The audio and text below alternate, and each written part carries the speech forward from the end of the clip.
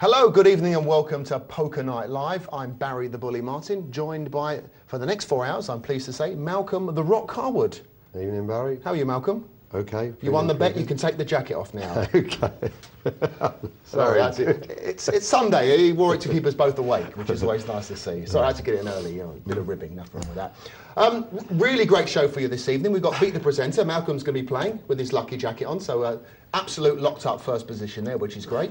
We've got the Poker Bowl special multi-table tournament qualifier, which we're really looking forward to having a look at very shortly. If you've seen the show before, great, thanks for joining us. If you haven't, then pretty straightforward. Multi-table tournament, sit and goes and cash games. We'll be watching the players play, 5-minute delay with their whole cards face up. So Malcolm and myself will be analysing the play and trying to give you a few pointers and tips along the way. Now, remember, it is your show. We want you to get in contact with us as much as you possibly can with your questions, comments, views, etc., etc. A number of ways there are to get in contact with the studio. The first way is to text. Text the word poker. That's poker to 84222. That's 84222, the word poker. And get on your laptops and your computers. Email poker@pokernightlive.co.uk. And to find out more about Poker Night Live and, you know, all the other great things on Poker Zone, pokernightlive.co.uk. Now, as I say, great 4 hours of poker, the best poker programming possible on pretty much around the world, Malcolm, I'm pleased to say. Double award-winning show. And we're going to have a quick look around the table before we go to one particular table. So let's have a look what's on offer this evening. First off, $5 sit and go for you there. Just kicked off. We'll be looking at that a little bit later on. We have the $10 sit and go there. Double the stakes, but just as much fun.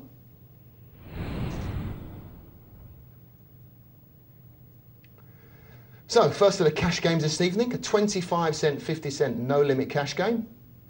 Full up again there. And as I said a little bit earlier, it's the Poker Bowl special qualifier this evening, the multi-table tournament.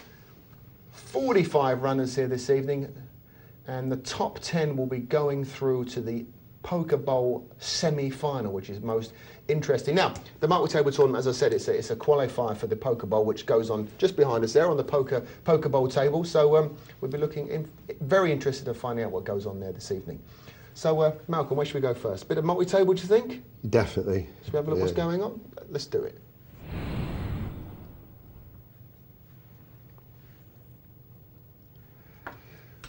So, multi-table tournament. It's more your cup of tea, Malcolm, isn't it, the multi-tables? No, I just enjoy it watching on here, but I don't play many.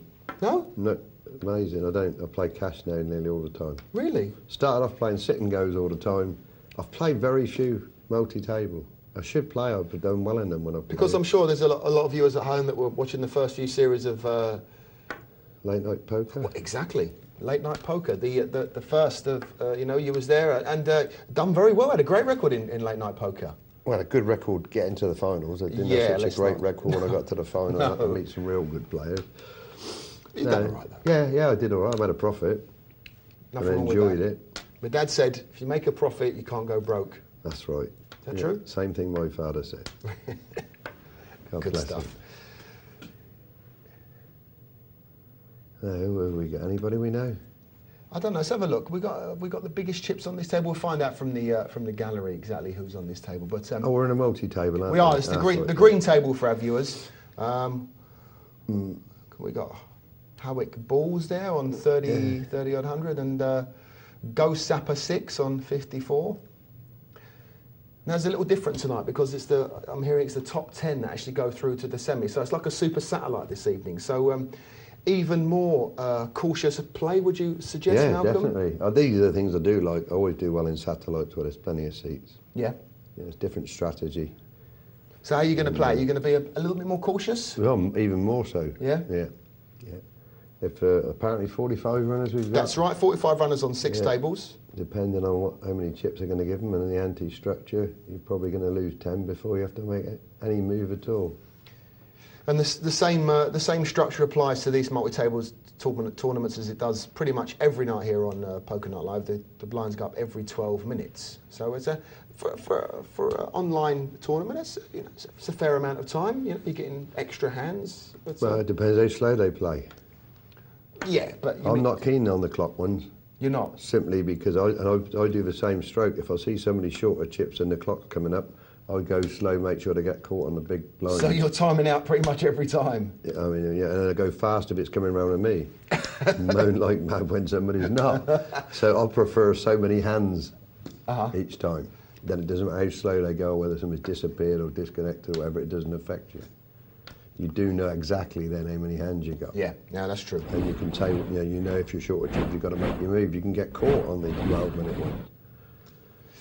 Well, let's have a look. We've gone to another table here. We've got a couple of bigger stacks. Dave Wilkes 74 and just over 7,600 chips, and the Matrix on a little over 6,500. And I'm hearing that Dave Wilkes 74 is our current chip leader. So blinds at 25.50 with 7,500 chips. A nice position. That's a fantastic It's cracking, isn't it? Yeah. Consider it's only been going, a couple of levels here. So in excellent shape. I believe they start with around 1,000 chips. That's right, each. yeah. I mean, just he's got off to a flyer, hasn't he? Yeah, no, it's a And when there's another guy on the table as well with 6, so there must have been a lot of casualties. Yeah. Do you know how many started? Yeah, 45 runners actually started. Oh, this is the. This is the multi-table. That's right. What for the bowl? That's right, for the poker bowl special, and the top 10 go through. They're doing it in like a tiered situation whereby 45 players. The top 10 actually go through to the semi-final. So on that basis, Dave Wilkes knocked out 6. The other guys knocked out at least 4. So on that basis, just those 2 alone have taken 10 people. Is it a rebuy? No.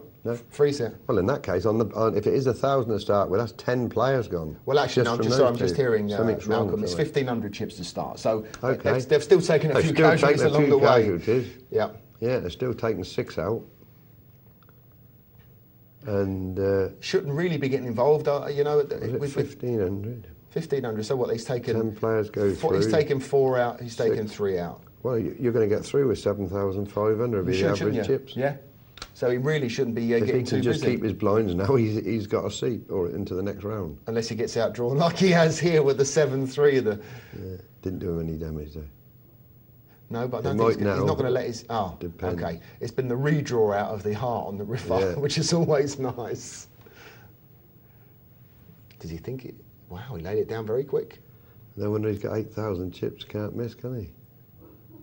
And he raised with the 9 of hearts. Not even worried about the re-raise popping him back on the rather foolhardy. When you think with that kind of hand, only there was no face hearts out there, so there was a lot. You can only get caught for 1,200 as it turned out. But it's not, it's not how I play. It's not the strategy, is it, for Super Satellite? It really isn't.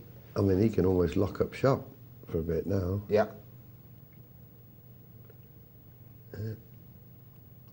That's how they're playing. They must be playing pretty loose.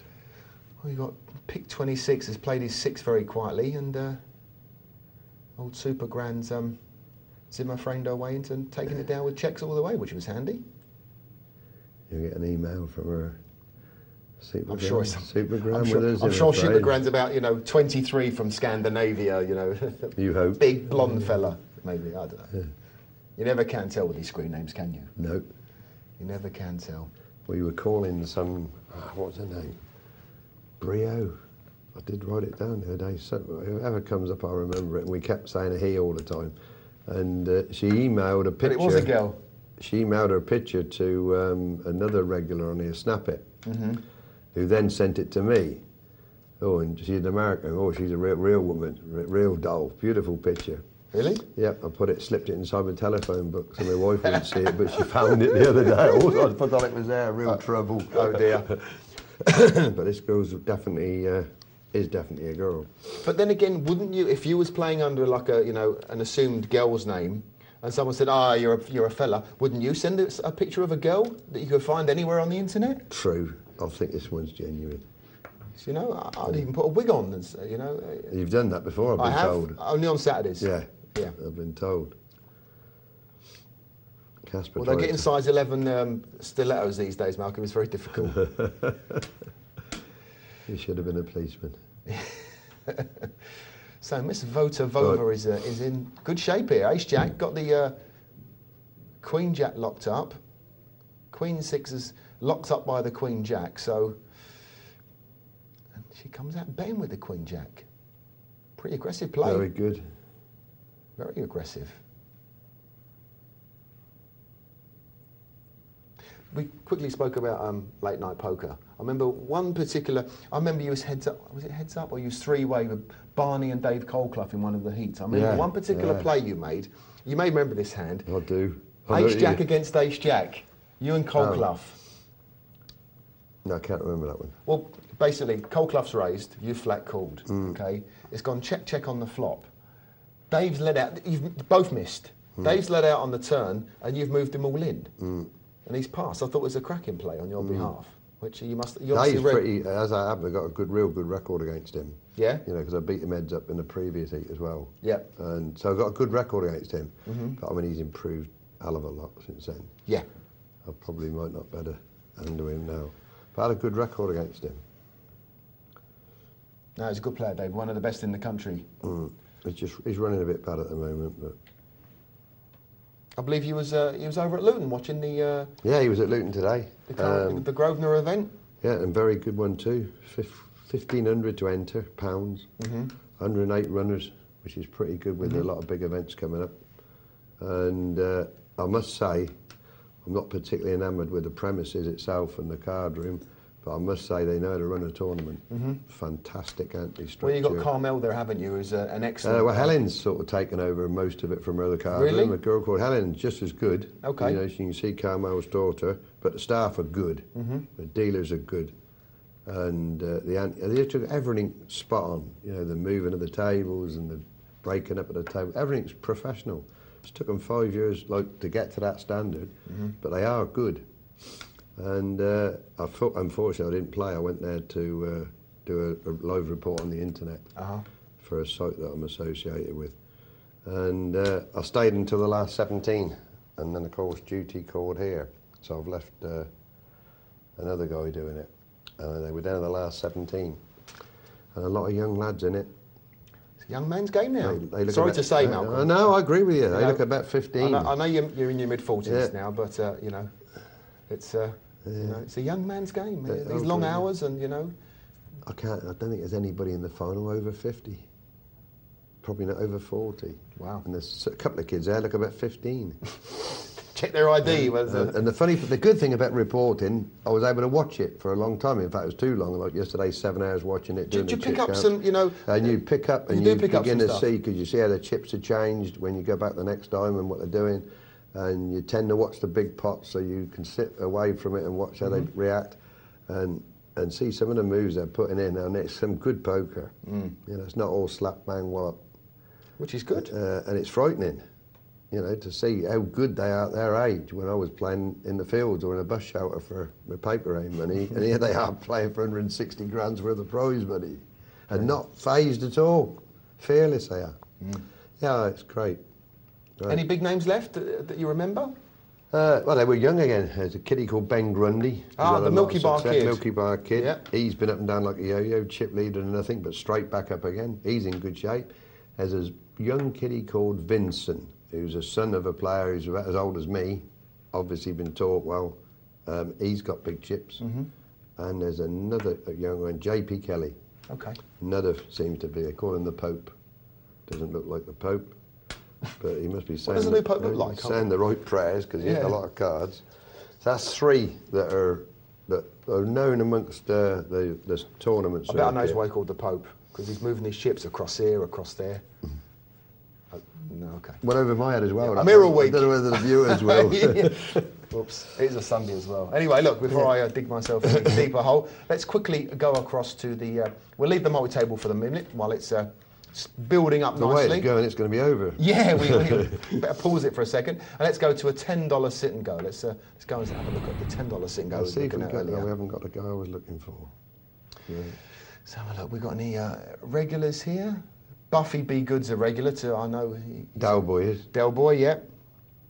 I've seen Manic Miner as well a couple of times. But I certainly haven't seen Irid or Irid. There's a few new ones. Let's have a bit of fun, Malcolm. I'm going to pick one. You want me to pick one? Yeah, I do want you to pick one. I like having a bit of fun. Well, I won't pick the chip leader. I'll no, pick go on. Del if you want Boy. to pick, I don't. No, I'll pick Del Boy. You're going to pick Del Boy? Because I've always watched. When I've watched him, he always seemed to play pretty good. Who are you going to have then? Well, I'm going to see how Fishing for Chips plays his nines first before I pick. Oh, right. No, I'm going to pick Fishing for Chips.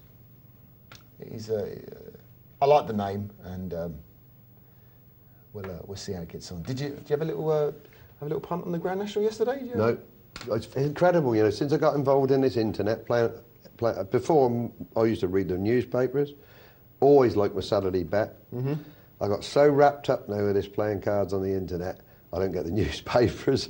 I've rarely watched the football. I did make an effort today to watch a little bit during the Luton tournament, but just I'm not interested. It really is quite time consuming. Now, you know, while I'm working on the internet and playing as well. And it's so much. And I love it. Week to week, you can play a big tournament every week now. I know. Yeah. You know, and that's just in Europe, let alone around the world. Yeah, it's amazing.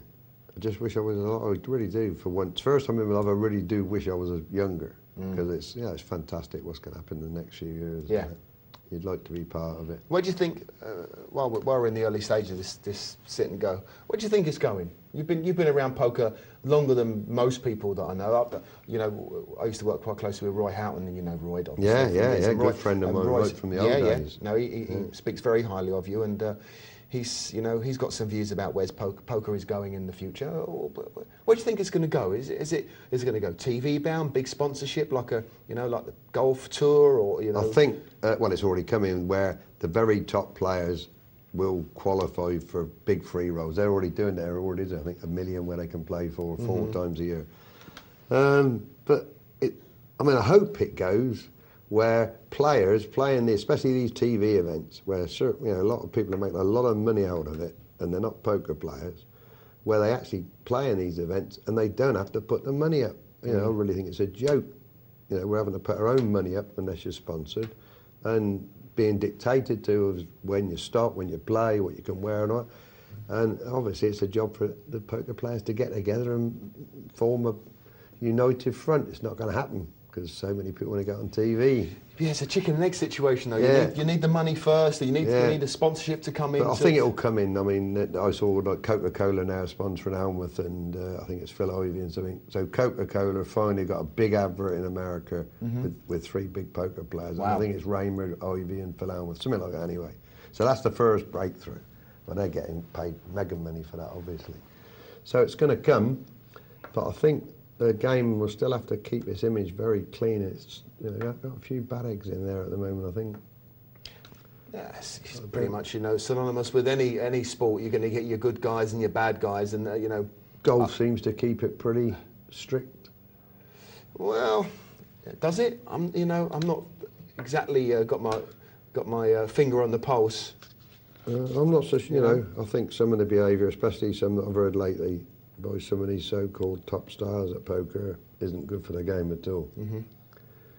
Well, on this note, actually, if there are any, if the viewers out there want to, give us a bit of a, insight to what their thoughts are, if they've got any questions or views or comments on, where poker is currently and where it's going in the future, I'll be more than happy to hear from you, and pretty much anything else you've got to say, mention, or comment on about the show.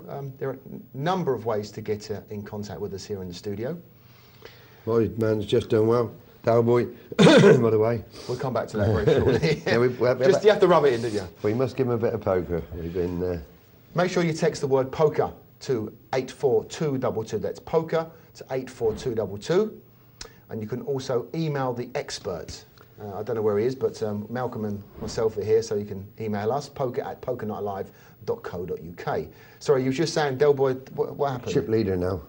That's it. We'll have to concentrate and give the viewers some poker, because I know a lot of them really do like to see the poker.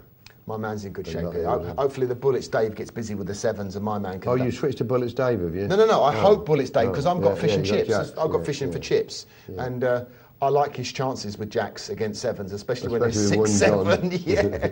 So he's got a heart draw, so he's in good shape. He's in very good shape. That's the end of that. Well, no, still got outs. Any 45, 7? Any 1-7? shot. Oh, shame. Yeah. No, So my man's back. So we got Fishing first, for chips, we got first and 1500. second. Oh, have we? We have? Wow, look at that. And just to let the viewers know, we Malcolm and myself, we don't know the result of this. We come to it exactly the same time as you did, and we're seeing this. When I say live, I mean live to us and you guys at home. A few minutes delay. Oh, of course, a few minutes delay, so the other players can't read the cards, because then it would be pretty boring, really, wouldn't it? Yep. Maybe not for them playing. Yes, I was the only one. Yeah. Yes, indeed. Although I'm sure it's really nice if you're picking up some tells on certain players, and you keep watching the show, you keep picking up tells about the way players play in particular positions, etc. Nice hand for my man, ace queen, and a nice hand for your man, 10 jack, but he got away with it. That was Rock pass, jack 10 suited, good night, easy, especially against a chip leader. Yeah. It was the right thing to do. He's put no money in the pot. No. He might put some in this time. Look at that, king jack in the bin straight away. It's different class. Right, a little quick graph for you here, Malcolm. Percentage of pre-flop folds here. So it's kind of a rockometer. Yeah. To give us an idea of what's currently going on. So my man, fishing for chips, the absolute granite play from him, 88% of pre-flop folds. And your man, Del Boy, very similar, 86%. Yeah, nothing in it. No. And they haven't played long anyway. They haven't. Maybe a round or, well, I can't see what the blinds are. That really doesn't mean a lot. Not really. It gives you some indication, but it's... I'd probably be on 0 at the moment, on 100. 100%, yeah, folded every time. Big blind, limped in, pass. Yeah. But we'll come back to that in a bit. And a quick look at the percentage of played hands won. Always nice at Ideal is 100%, thank you. Played 1-1-1, so it doesn't mean anything, does it really? So Buffy's in good shape here against your man, who's moved in with the A6. Yeah, that sends me back a little bit. Yeah, just a flesh wound, merely a flesh wound. Still chip leader on 17. But it's all evened itself out now. You've got Bullets Day, Del Boy, Fishing for Chips, and Buffy all over their starting stack of 1,000. Quite a chunk of his chips went there. Well, Manic Miner called that in an absolute heartbeat. Yeah. And unfortunately, having at the Needs best a diamond or a jack. He's dead unlucky. He is unlucky. Got Rubisco Kid absolutely dominated with the King Queen over the King 10. And he called like he actually knew what he had there. It was it's a big call with King Queen. I know he was getting short anyway, but well, that's 2 gone. Yep, 6-handed now. Top 3 get paid.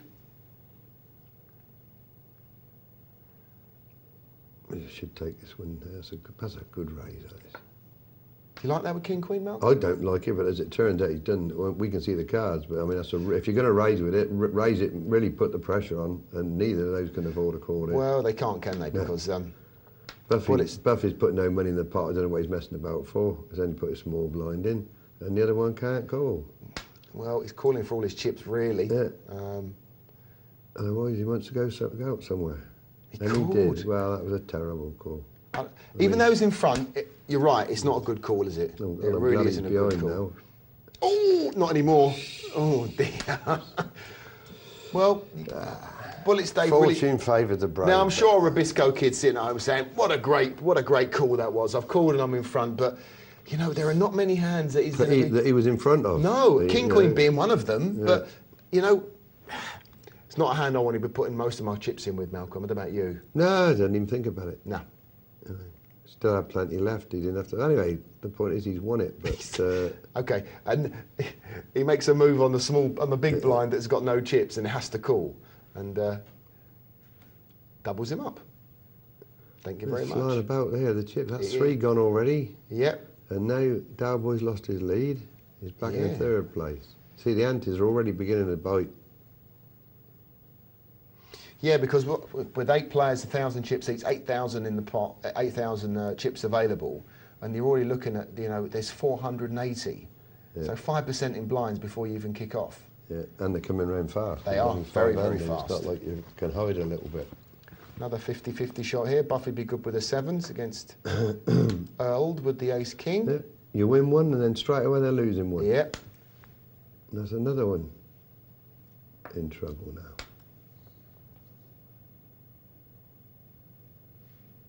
What's going to happen here? Is he going to make a move? No, he doesn't on the button. It's difficult to make a move, isn't it? 760 on the button. Good move that was. All in. It's got to have a good hand. Your man's having a pop at my man. But I'm just saying it's about IRLD or Earled or whatever you want to call Irid. it. Was it Irid? I can't well, remember if it's an I. Okay. Oh, is that an L? I think it's an L. Yeah. Anyway, yeah. Irid or... We'll call him Irid.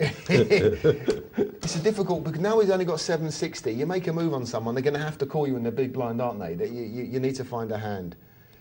Well, he's found one, but it's no good. No. He might get a split pot. Any jack, any 9, any 5, it's the only way out, and that is a split pot. That is a split pot. Yeah. You forgot about the pair of 4s. The 4s were there. No. I was hoping for a paired ball for Irid. He only needed to worry about the kicker. That's right. Runner, high card. Well, Cowboy keeps making me proud here. He's doing well. Safe again. Well, you never know now. I'm not so sure about this guy. But yeah, he's made some strange calls. But he's playing well, Del Boy, I must say. Yeah, the pressure's going to be on your man in a minute. Well, he's going to have to find it. He's probably got one more hand before he has to push here, because Del Boy's going to be in the big blind next hand. Looks like we're going to have an all-in situation. He's got a hell of a job. He can't pass, can he? He's stuck a third of his stack in? I don't think so. No. And he's not in that bad a shape, really. Up and down now. He's got a bit more of a shot now. 4, no, missed it. Lots of outs. Any 3, 7, 4 or 9. No good. And Rubisco Kid. They're going fast, aren't they? Are. 4, one from the money already. Oh dear, my man's going to be in trouble now. Buffy with the ace-king. And him raising, yeah, he can't get away. He's going to raise. He's well dominated. Yeah, he's going to. Yeah. What did we have on this? Was it a trip to Vegas? Wasn't it? Yes, we did. No, we didn't. The trip to Vegas.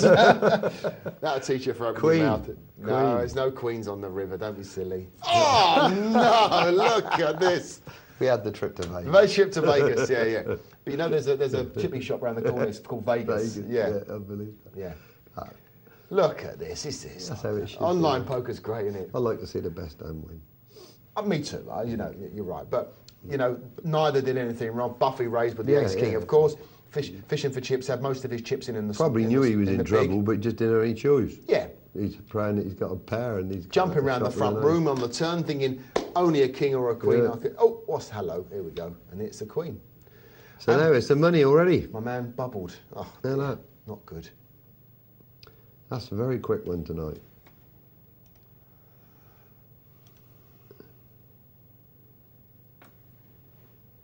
As a result, they've got a little bit of play left.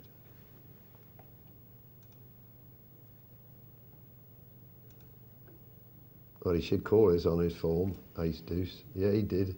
He hit. Oh dear. 7 or a queen. Well, I must admit, I had a go at Rubisco Kid, but as in the end, that ace-5 earlier on, or ace-4, whatever it was. No, it really did turn it around, didn't it? Turn it around, he looks like he might crush him. Pocket 9's got all the chips. Yeah, it's only going to be a coin, it's not a coin toss, because we know there's a 9 missing. But, it's close as though. Looking Still good, got to catch his looking good now. Spade, any queen, any 10. There you go. And it comes. Doubles him up. Still 3-handed here. Yeah, it's a big chunk again, 1,500, isn't it? Yeah. No, it's my man in trouble. He's blind to kill you.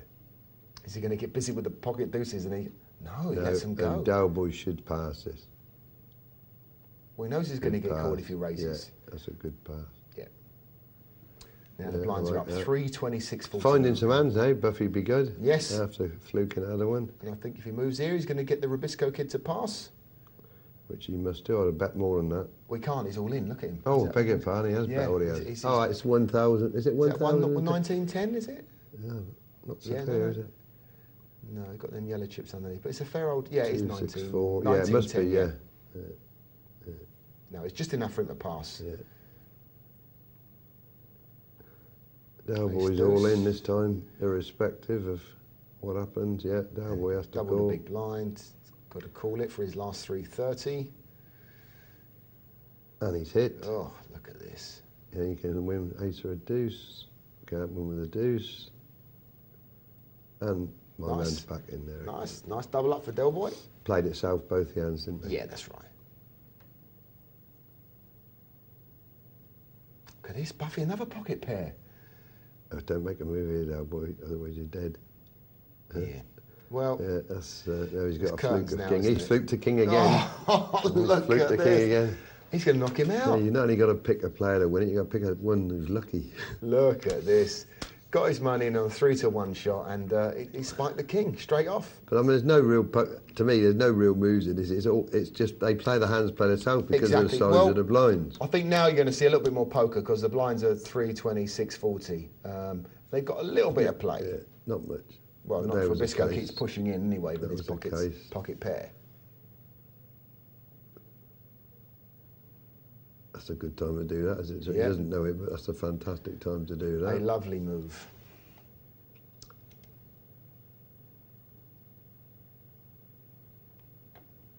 This could be an interesting one.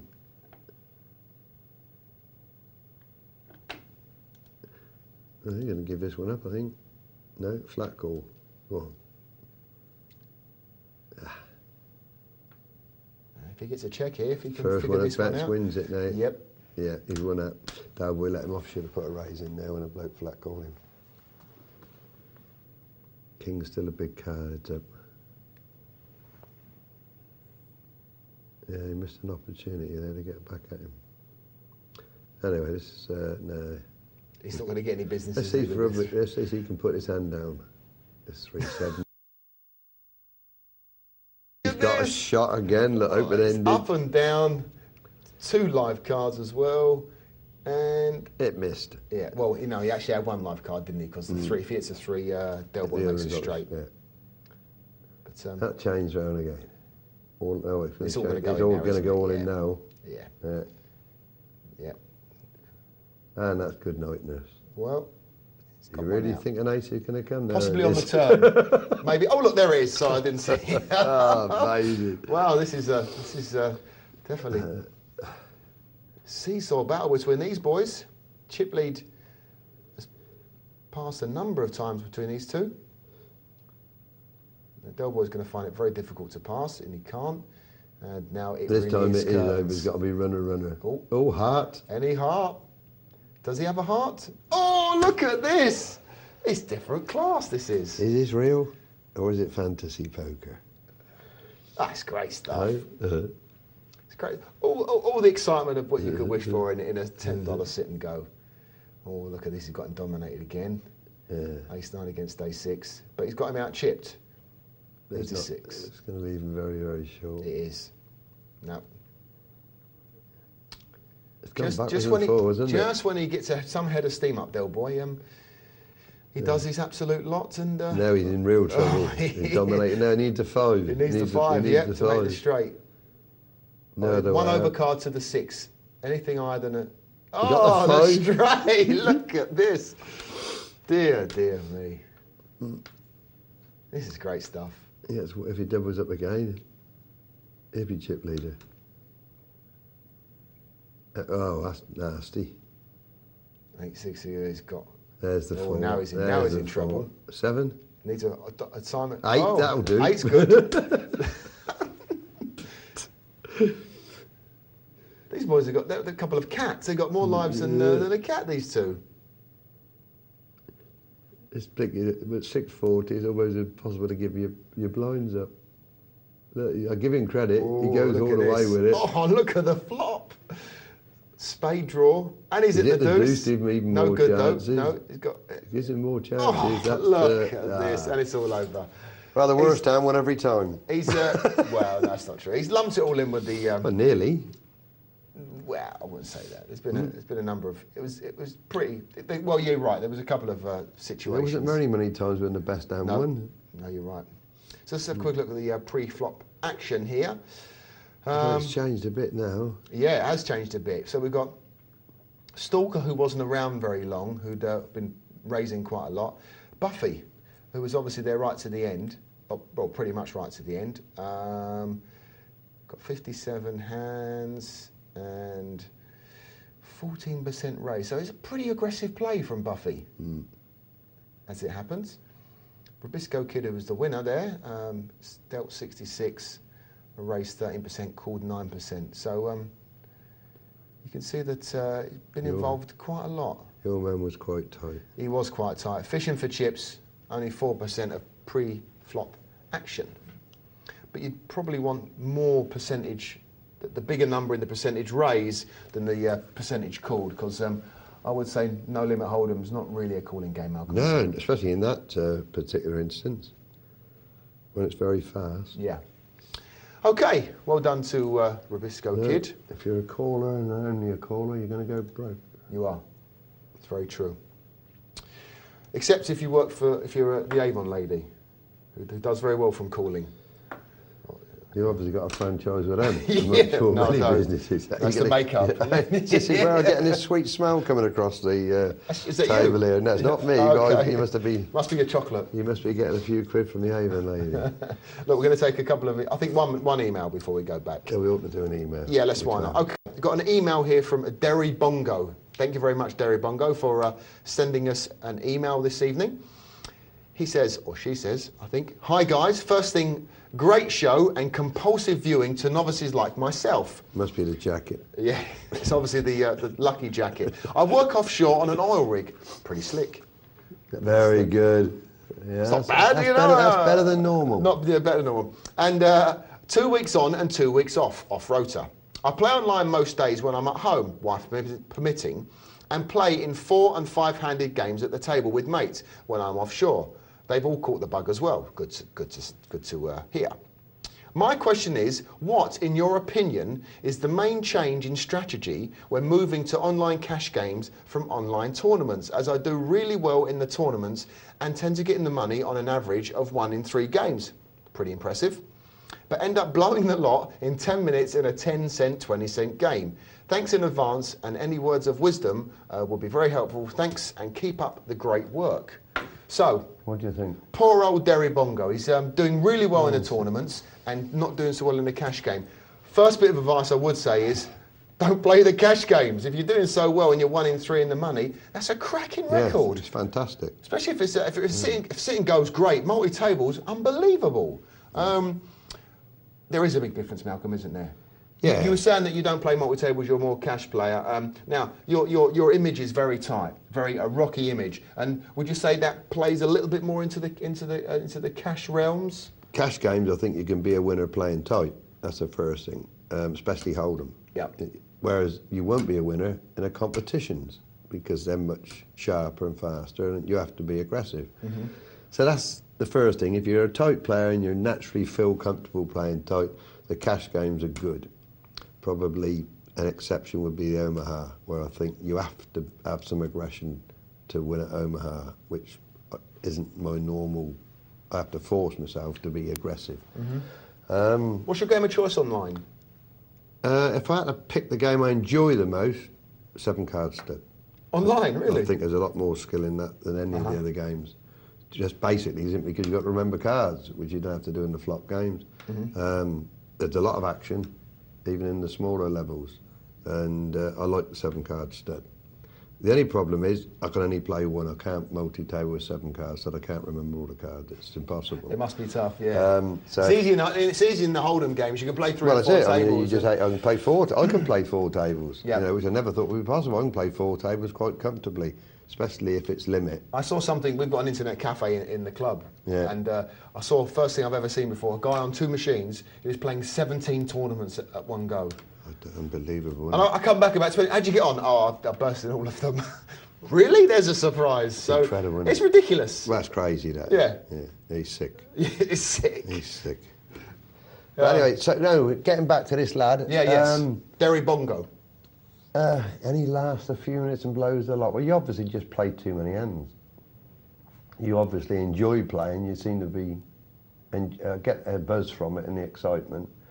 And if you're sitting with the maximum that you can sit in, it's a hell of a job to lose it every Especially in a 10 time. cent, 20 cent game. You must be playing too many hands.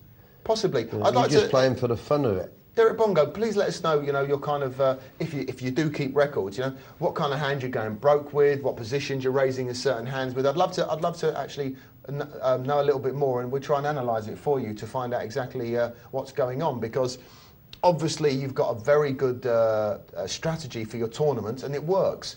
But there is, as Malcolm quite rightly said, there is a big difference. You have to, I think the word is change gear. Yeah, it really is. You have to change gear. But Derek I Bongo, assume he's playing no limit hold'em, 10-20. yeah, if you're playing 10-20, you can sit down. I suppose you're sitting down with what, maximum $20 or something like that. So that can all go very quickly, especially if you get people who've been playing for a number of hours and they've built their bankroll up or their stake at the table up. You can do it very quickly. So I'd like to know a little bit more, Derek Bongo, if you can get it over to us. That would be great. Thanks very much for your email. Now, just before we go to, we've got about another 15 minutes before we go to a break, but we're going to have a look at the multi-table tournament. We're going to have a quick look, Malcolm. Is this for the bowl? This is for the poker bowl, yes, indeed. So it should be getting near the numbers now. Then I saw our friend who farted. I'm hearing there's 42 runners left. So that not must that be wrong many. then. There's been a lot. This is the one where they started with 1,500 chips. Well, 45 runners. I'm now hearing it may be a rebuy. So I'm getting that makes sense why the guy had 7,000 chips. It's got to be a rebuy. Could be a rebuy. There's far too many chips. It didn't make sense early on. For only 3 runners out. 10 people could be out. That's If right. I had 10 out, there would be 10 out. That's right. No, that's spot on. And and I said it could be a rebuy. And you've got starters there with 10 grand. It's this would be close to final table numbers. It's got to be a rebuy. Somebody's got to contribute towards a 10 grand seat or whatever it is. That's right. Exactly right. It'd be incredible value if it was a straight $10 comp. Now it makes more sense. Is the rebuy's period over? Do you know? Not too sure. I don't know if we're past that fact. We're playing like mushrooms currently, Malcolm. Bit kept in the dark. About this one. Because if the rebuys aren't over, hey, but we're a couple of fun guys anyway. Well, you seem to be enjoying yourself. Are you not enjoying yourself? It's the jacket that's doing it. Yes, of course I'm enjoying myself. You're enlightening me. I always enjoy myself on here. Good. Whatever happens, I always enjoy myself. And I'd like to think that if we're enjoying ourselves, then the viewers possibly, maybe, hopefully, enjoying it as well. They might think it's a bit slapstick, but we'll try and get serious. With my jokes, slapstick's supposed to be funny, isn't it? I like the slick one. That was quite good. Yeah. That was very quick. We've got Mr. Fawkes. We've got a few of the regulars on here now. Hoof Hearted, good player. Yeah, Hoof is a good player. Albus Fawkes. Albus is another good player. Shaky Shark's been on. Shelby XTC again is someone we've seen a number of times here on that one I don't Live. know. I haven't run into that one. I was going to leave that oil joke a bit later, but I thought I'd just Oh, you've been planning it in? Well, I must cheat. I read the email about 3 or 4 minutes before. But I thought, should I do it now? But no, it's oily enough. Oily enough. Early enough? I don't know. Okay. I'll leave it there, shall I? Now, if the rebuys are stopped, then you can make some reasonable comments on this game. But all these tournaments, if the rebuy period's going on, none of it makes sense. No, I'm just hearing we're down to 40 runners and there's 10 minutes left of the rebuy session. Yeah, well, I think we should watch it when the rebuys are over. Then it begins to get. Well, it's quite interesting actually. You get a little bit of insight. You get some weird play when they're still taking the rebuys. I never take the tournament seriously until the rebuys are over, even if I'm playing in it. Are you more of a fan of? I don't like rebuy tournaments. You don't. You like the bigger freeze outs. Yeah, I like freeze outs. And I suppose with your image, the rock image, you're going to prefer the long clock deep stack tournaments. Yeah. Like I say, they want to watch this weekend. Perfect tournament. There's more and more of them now. They want to do like the double chance ones. I like the double chance.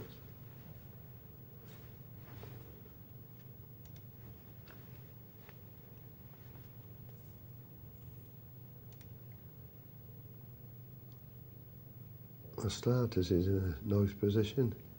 I'm just hearing as well that starters with 14,000 surprise is the current chip leader. So it's in pretty good shape. The blind's at 75, 150. Yeah, once the blinds are finished, we get no idea how many chips are on Yep. the table and just how valuable 100 they times are. the big blind. It's a nice position to be in, isn't it? Of course. 100 times. Lovely.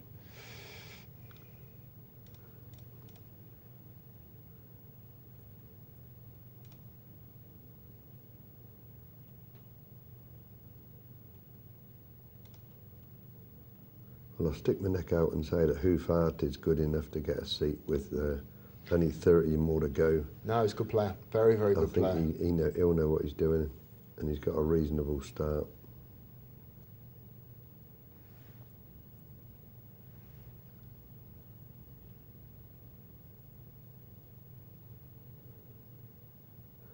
Two sevens makes it. I'm not very keen on that.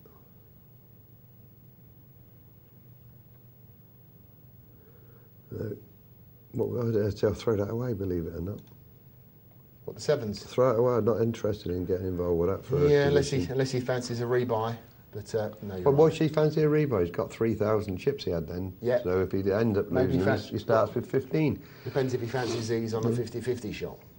If you can get to the end of the rebuy period and you've doubled your chips, you've got to be in reasonable shape. And I'm sure there's going to be a top-up option as well for most of these players. Yeah.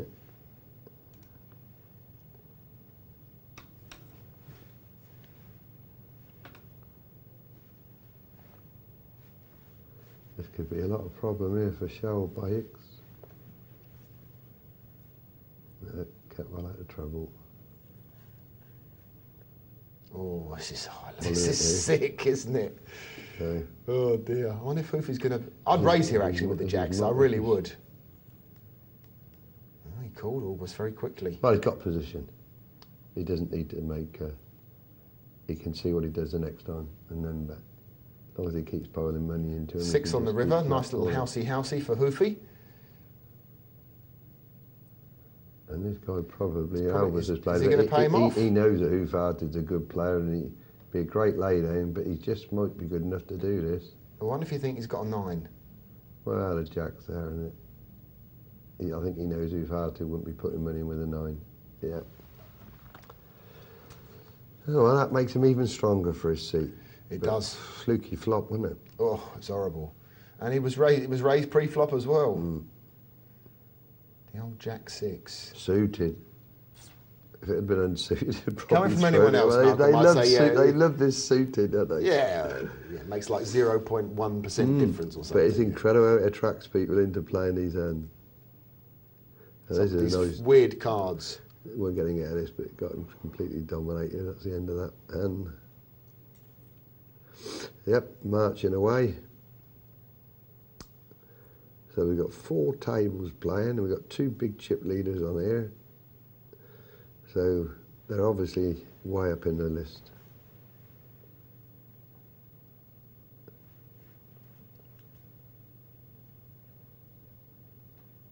Not much going to happen here.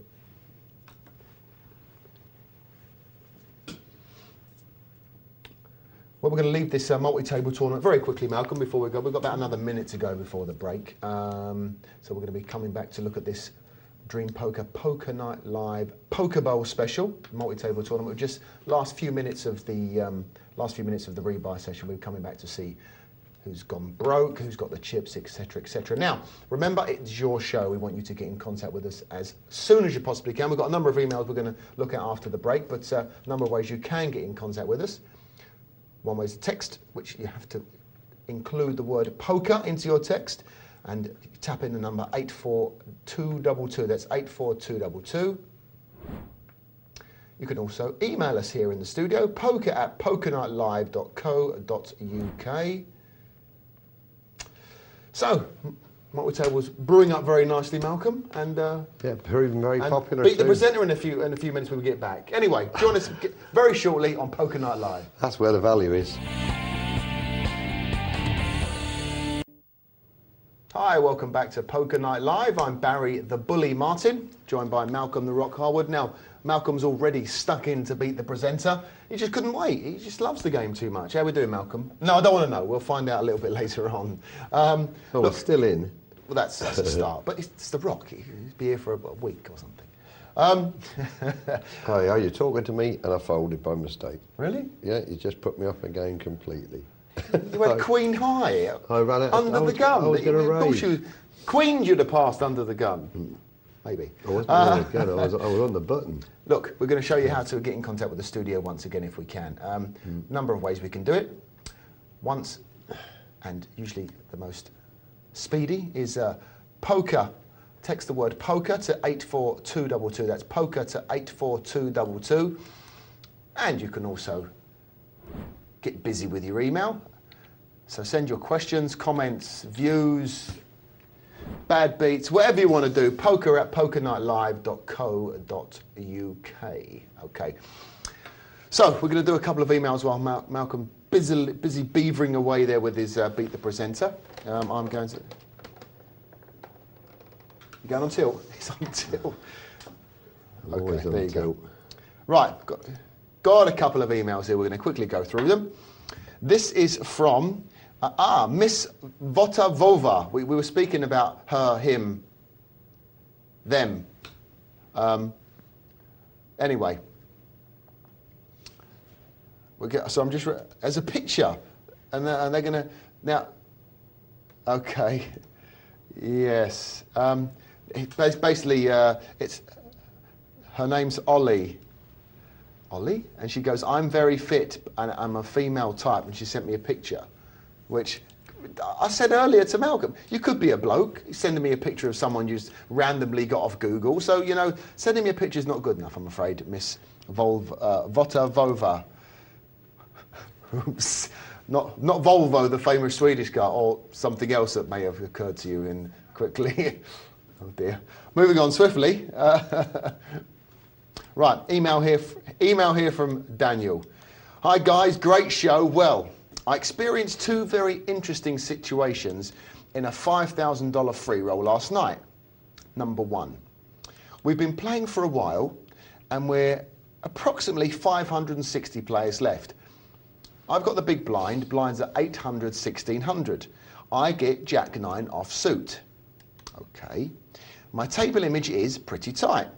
So I raise pre-flop, double the blinds. You're in the big blind and you've raised pre-flop, double the blinds, 3 players call. So you've got 3 limpers and you want to double the raise, double your big blind with Jack 9 off suit. Okay, most interesting. Okay, 3 players call, flop is 7, 8, 8, no suits. Okay, I come out and represent 8s, betting 6k. Okay. It's interesting. This is please don't tell me it's a bad beat story because you're miles behind, obviously. We'll get there anyway. I bet 6,000. 2 players fold, 1 calls. The turn is a jack. I bet 10,000 as I've hit my top pair. Yes, I know. 10,000 left to play with. After 15 to 20 seconds, the opponent re-raises me all in. What would you do in this situation? Well, okay. Let's. Where do you want me to start? How long we got? Sorry, this is only until 2 a.m. So I'm not gonna. No, I'm joking. I'm joking, Daniel. Look, you got a couple of limpers. It's a 5,000 free roll, so no one's paid money to get into this. And you say now if you raise 10,000 and you got 10,000 left with 20, so you got about 26, 27,000, something like that. So you're in really good shape with the blinds at 816. 788 and you're representing the 8s. Okay. Well, if you represent 8s, why not check? Maybe? Or actually go back from there. Why not just check the Jack 9 and not raise with it? You know, you're saying that you've got a pretty tight image. Now look, okay, if you want to raise with Jack 9 and the big blinds with a couple of limpers, fine. But you've made it a piddly little raise. You've doubled the big blind. If you're going to make a raise, make a man-sized raise. Make it 4 times the big blind. And don't let someone like ace 8 to call. Okay? Make it proper. You've got 3 other callers. No one with aces is going to just double the big blind in that situation. Well, I'm not. I'm going to make it, if it's the blinds are what, 816, I'm going to make it 6 grand to play, something like this. I wouldn't muck around. Okay? So, that's one area that I'd play differently. Secondly, Okay, you've led out betting 6,000, okay? 2 players file, 1 calls. Well, what does that tell you? It could have an up and down. He may have pocket 7s, he may have an 8, he may have an overpair to the 8s. Difficult to say. He didn't raise you, so what does that tell you? What is that guy's image at the table, that player's image at the table? Something to think about. Now, he raises you all in. Well, after you've already led out for 6,000, it doesn't matter about your jack. Check it, okay? You're out of position, you're in the big blind. The jack has done nothing to you. It may give you some equity to actually check it down and to say, I'm done with this particular hand. Personally, I'd have checked it on the you've made a bet out 6,000, great. You've checked it on the turn, you bet out on the turn, I wouldn't, I'd have checked it. If he comes out betting, you can let go, okay? You've bet out, he's come over the top, I'm going to pass in a shot. Very, very easy. Because look at all the hands he could have. He could have 9-10, he could have the up and down already, and is it his jack? He's now made it. Easy have trips, a full house already made. You're in a really, really massive world of hurt here, Daniel. Anyway, look, you go on. I know we're harping along on this one, but we'll go on. Anyway, after a while of thinking, I end up calling, and he shows King Jack. Okay? If there is a God in poker, I think he loved me in that situation because the river comes a 10, which gives me a straight. Okay. Okay. You got your money in behind and you've sucked out. Okay, nice one. Well played. That's not the aim of poker, my friend. It's always good to get your money in front, and then email the show and say you wouldn't believe it. I've got it all in front, and the guy sucked out of me on the river 1 outer. Okay, this is the old good beat story. So nice one for that. Anyway, situation number 2. I've got 19,000, and I'm kind of short stacked. I've been getting many bad hands when 10 king suited of hearts comes along. Wow, it's a monster for you, Daniel, isn't it? It's like pocket aces for me, so I raise pre-flop 6,000 and end up with 1 cooler. The flop comes 9 of hearts, queen of hearts, ace of diamonds. So you've got the king high flush draw and a gut shot as well. Right, I check and he checks. The turn is a 6 of spades, which doesn't help me very much. Yes, I know. Anyway, he raises me all in. Again, I'm very unsure. What would you do? The average stack is 33,000. I'm not going to tell you what he did. I'll just try and analyse again for you. Me personally, with that big a draw, I would have been either making a very big bet or a massive all-in bet on the flop, because you've got 9 outs for your flush, and you've got 4 outs with your jack. So that's what 13 outs you've got. So you're in pretty good shape on the flop. On the turn, your odds are reduced by exactly half, because obviously you've only got 1 card to come. Me, I'd have passed and tried to do something else going forward. I don't know what you did. Oh, okay. I ended up calling again and hit a 3 of hearts on the river and take the pot home. You're different class, Daniel. You know, you keep getting your money in not very good spots, and you do very, very well. So. Always nice to hear good beat stories as opposed to bad beat stories, okay? Whew, yeah, quit while you're ahead, Daniel, and thanks very much for the email. And hopefully, I've given you a little bit of insight into, how not to play or how to play it. But you don't need me. You've got obviously a very winning situation whereby you get your money in on the turn, quite a bit behind, and you suck out. Good work. Anyway, we've got a couple of emails. We're going to come back to those in a little bit. We're going to fly into the Matrix and see the multi-table tournament and see what's going on. So I'm hearing from the booth that we've actually got 31 runners left, which works out to be 4 tables left.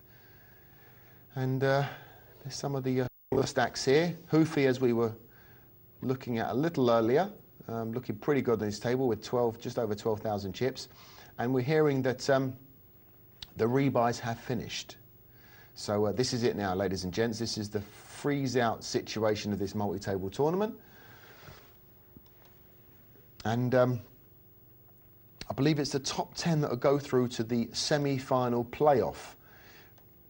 And this is the Poker Night Live Poker Bowl special event where eventually we'll be seeing some of these lucky players making it to the studio behind us, which is the Poker Bowl studio.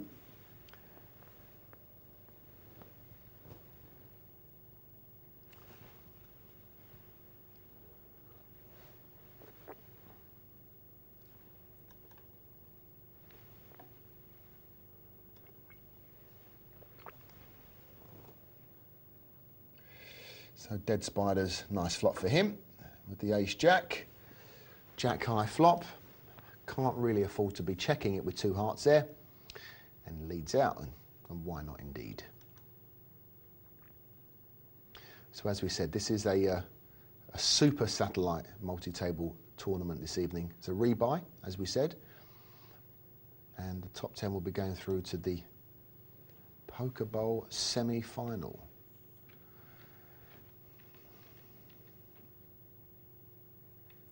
If you can hear the tapping in the background, that's Malcolm with his one finger special in the chat box talking to his Beat the Presenter fans.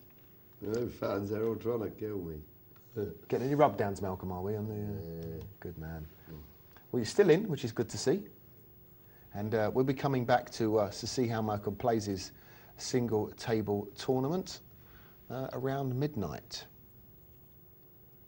Or maybe not midnight if you're watching the show. One of the repeats tomorrow, which will be today. Oh, you know what I mean. A little bit later on, in about 50 minutes, we'll be watching Malcolm on the single table tournament. So let's go back to this multi-table. Dead Spider's picking up the ace jack again, but he's not going to like the outcome of this one. He's made it 900 to go, a standard 3 times the big blind. He's got hooch behind him with pocket tens. Now, what does Shelley do? Doesn't muck around, pushes in the ace-queen. I think Dead Spiders can now get away from this one. Oh dear. Needs a jack or a 10. No. Ace-queen's good. And Shelley XTC doubles up.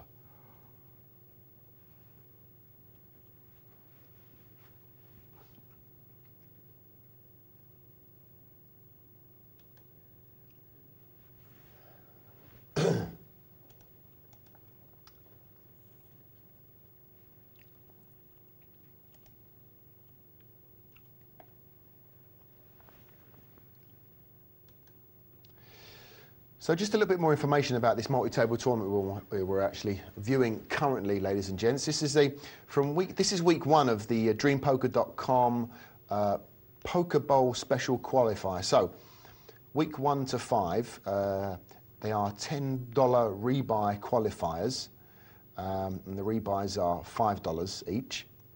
Now, there will be a number of qualifiers from each of these events from 1 to 5. Now, they'll all qualify to the Week 6 semi-final freeze-out. And those will get through to the Dream Poker Poker Bowl, which will be filmed in the Poker Bowl studio behind us here in the Poker Night Live studios at a date to be confirmed in the future. So, we've got 6 weeks every Sunday night of this particular event. So, I don't know, you may fancy getting involved in this one next week if you want to get your face on TV. Or you could always, rob a post office and get on Crime Watch or something if you want. There's a number of ways to get on TV, but probably the safest way would be to play in one of these qualifying events, get through to your semi-final, and, get through to Poker Bowl. And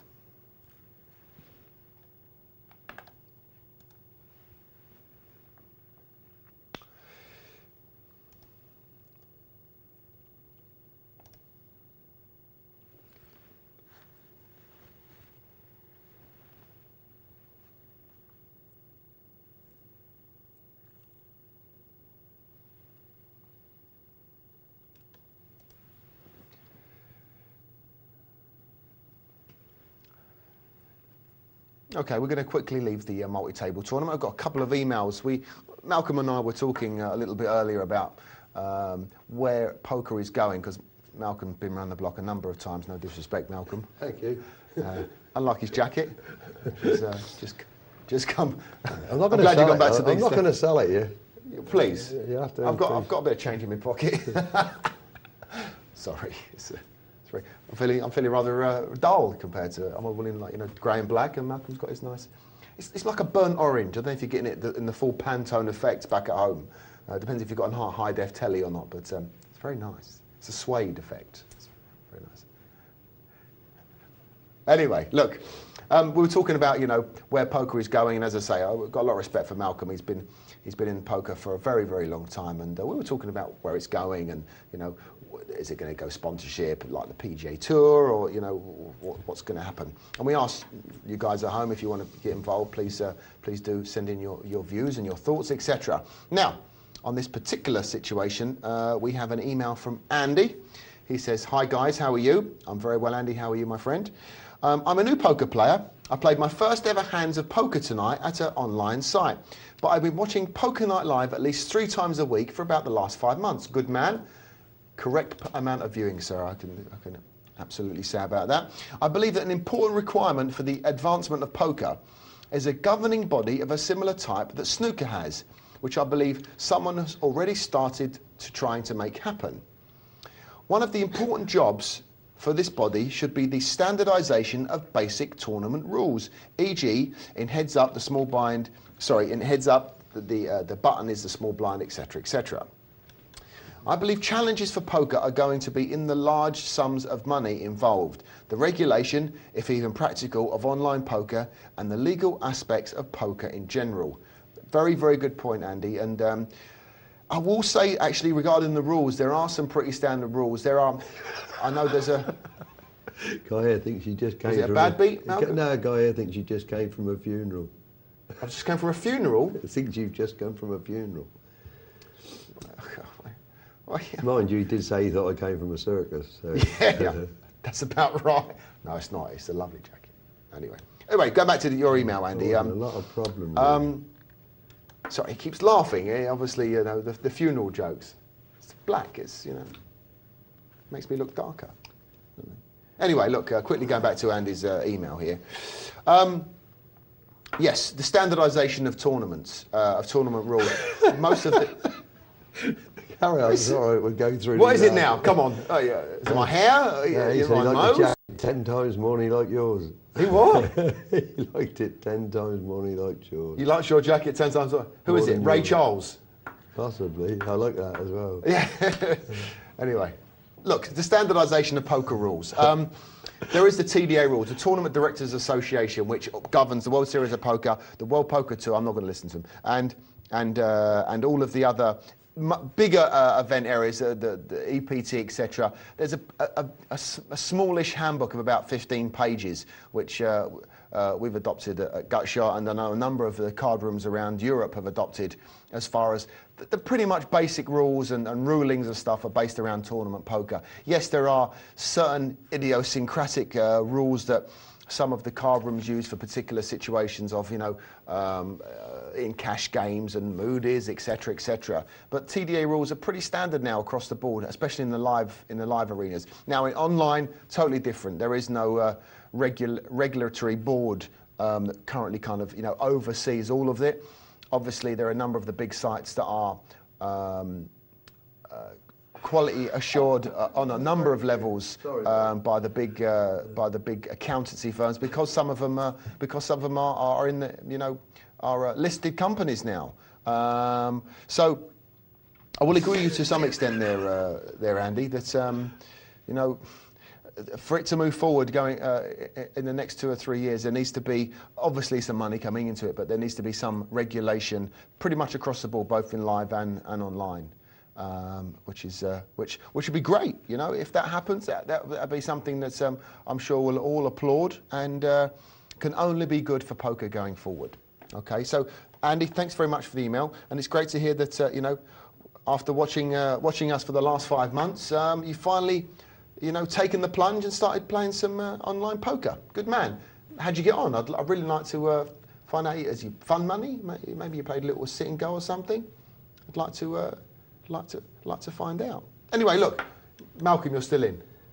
Might not be after this hand. Really? You're making a move? Russ has moved all in with 5-4, and he's hit a 4, and he's hit another 5. He just hit a full house. Okay.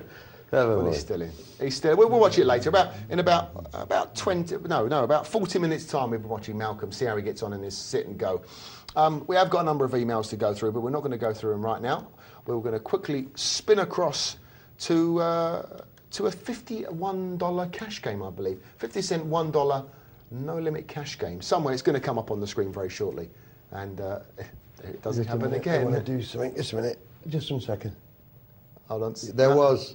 Malcolm's now, for some reason, he's read something on his screen while playing, and he's now leant across and tapped me on the head for some reason. Please, pray tell what that's for, Malcolm. Obviously, we don't see the chat. Guy here said, would you please knock you on the head, see if there's an echo? Okay. Another one suggested the jacket should be first prize, and the second prize should be a day out with you. Excellent. Another guy then said that's worse than getting the wooden spoon. Okay. So, ladies and gents, we've just heard it here first. Malcolm the Rock Harwood says, first prize this evening is Sit and Go is going to be one of his jackets. The second prize is going to be 2 of the jackets. How about that? Is there another one of those? I'm sure it'd be difficult. Anyway, we've done the jacket to death now, so let's quickly move on. So, first look at our 50 cent, or first look at our cash, one of the cash games this evening, 50 cent $1. Just looking around the table, we've got Mr. Snappit, who's a regular to the show. He's helped me a lot this weekend, Mr. Snappit. Can I say thank you to him very much? He went and did the reports at the Broadway. Did he? Yeah. There you go, Mr. Snappit. Mr. Harwood says thank you very much. They were very good. Hope you enjoyed yourself. I'm sure if he was with you, I'm sure he enjoyed himself immensely. No, it wasn't with me. He went and covered Birmingham. Yeah.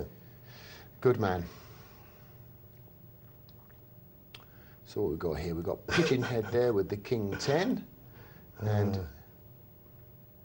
Neck Edward's second pair with not much of a kicker, and very wisely decides to fold.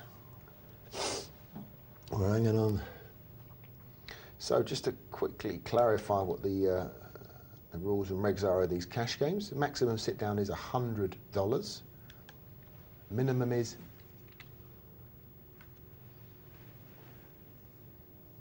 $5.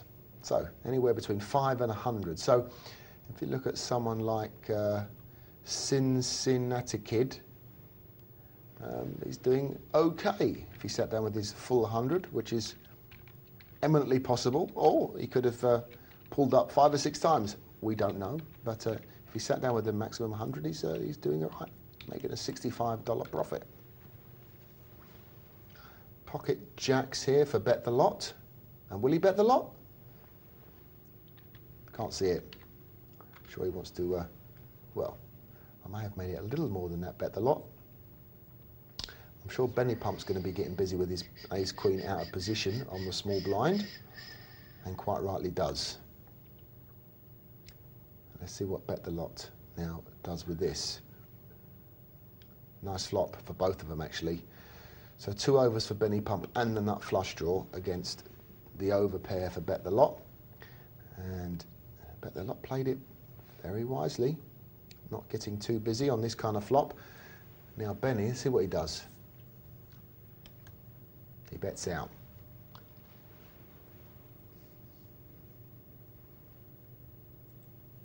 So Benny Pump, well, it's unlikely he's going to be coming up against a straight flush, so he has to think he's got the best of it. King on the river was a saver for him, and he passes.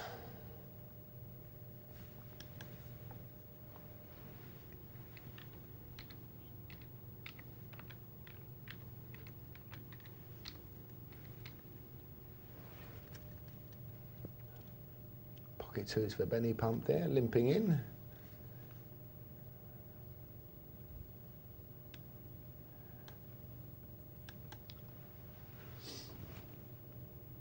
Matt raises with the 9s, and Benny Pump's called. Bit of a scary flop for both of them here. Matt gets his money in first, and Benny passes.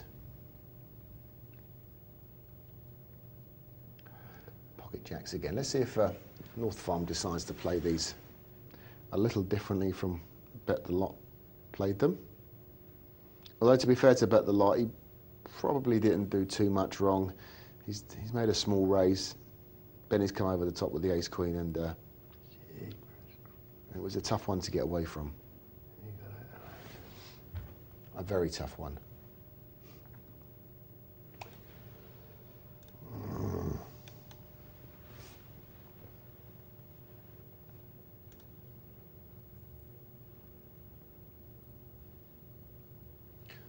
Like I said, I've got Mr. Malcolm the Rock Harwood alongside me this evening. He's just busily playing his Beat the Presenter Sit and Go tournament. I must say, I've never seen someone type so fast with just one finger. It's quite remarkable.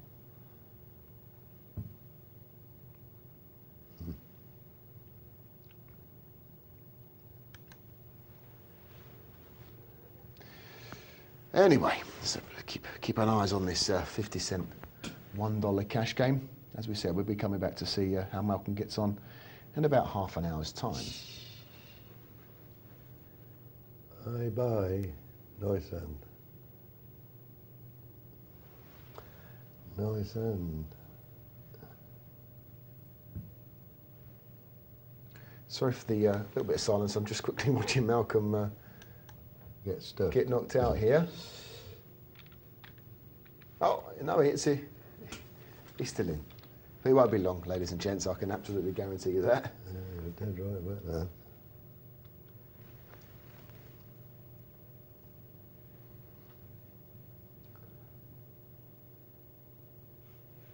They are telling you not to give it away.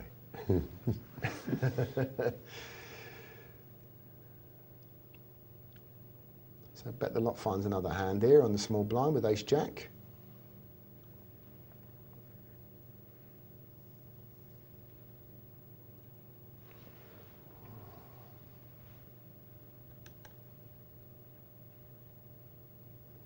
Makes a very small raise. He does like these minimum raise. I wonder if Bet the Lot actually realises it is a no-limit game, because he's limit raised on every occasion so far we've been watching this. But it takes it down. He obviously doesn't like hands with jacks in it.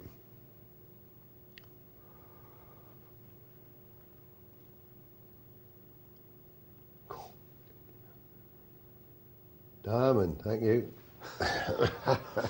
I've written you off too quickly there, Malcolm. Never write me off. You crack aces. Yeah. I'm not going to say too much. It'll spoil it for the viewers a little bit later on. But obviously your middle name shouldn't be The Rock. It should be Houdini. Getting a lot of support on here to hang on.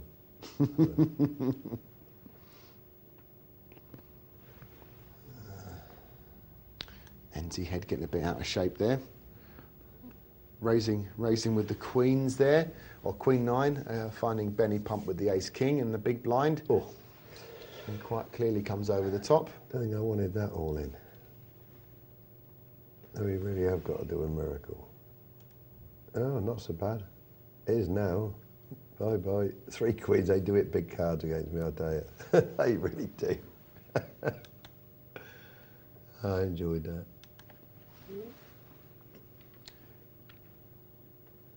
Let's get a card for North Farm there with the queen on the flop. It's Matt exactly where he wanted. Wow, he called it as well. Obviously doesn't believe Matt's got the queen.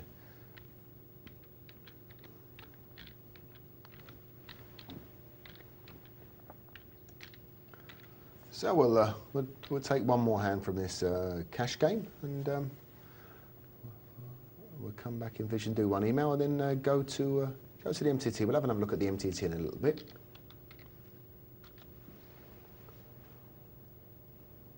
Matt once again with the ace queen. Makes it 4 to go.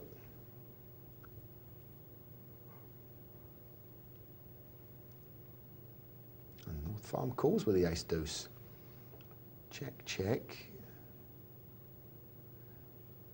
Yeah, North Farm didn't fancy a pop at it.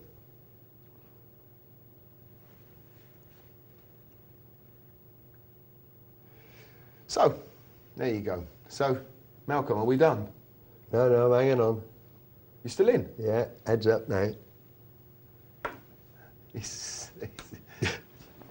Never believe an old man with a burnt orange jacket on, that's what I say. Right, got a couple of emails here we're going to take very quickly. Email from Poplet.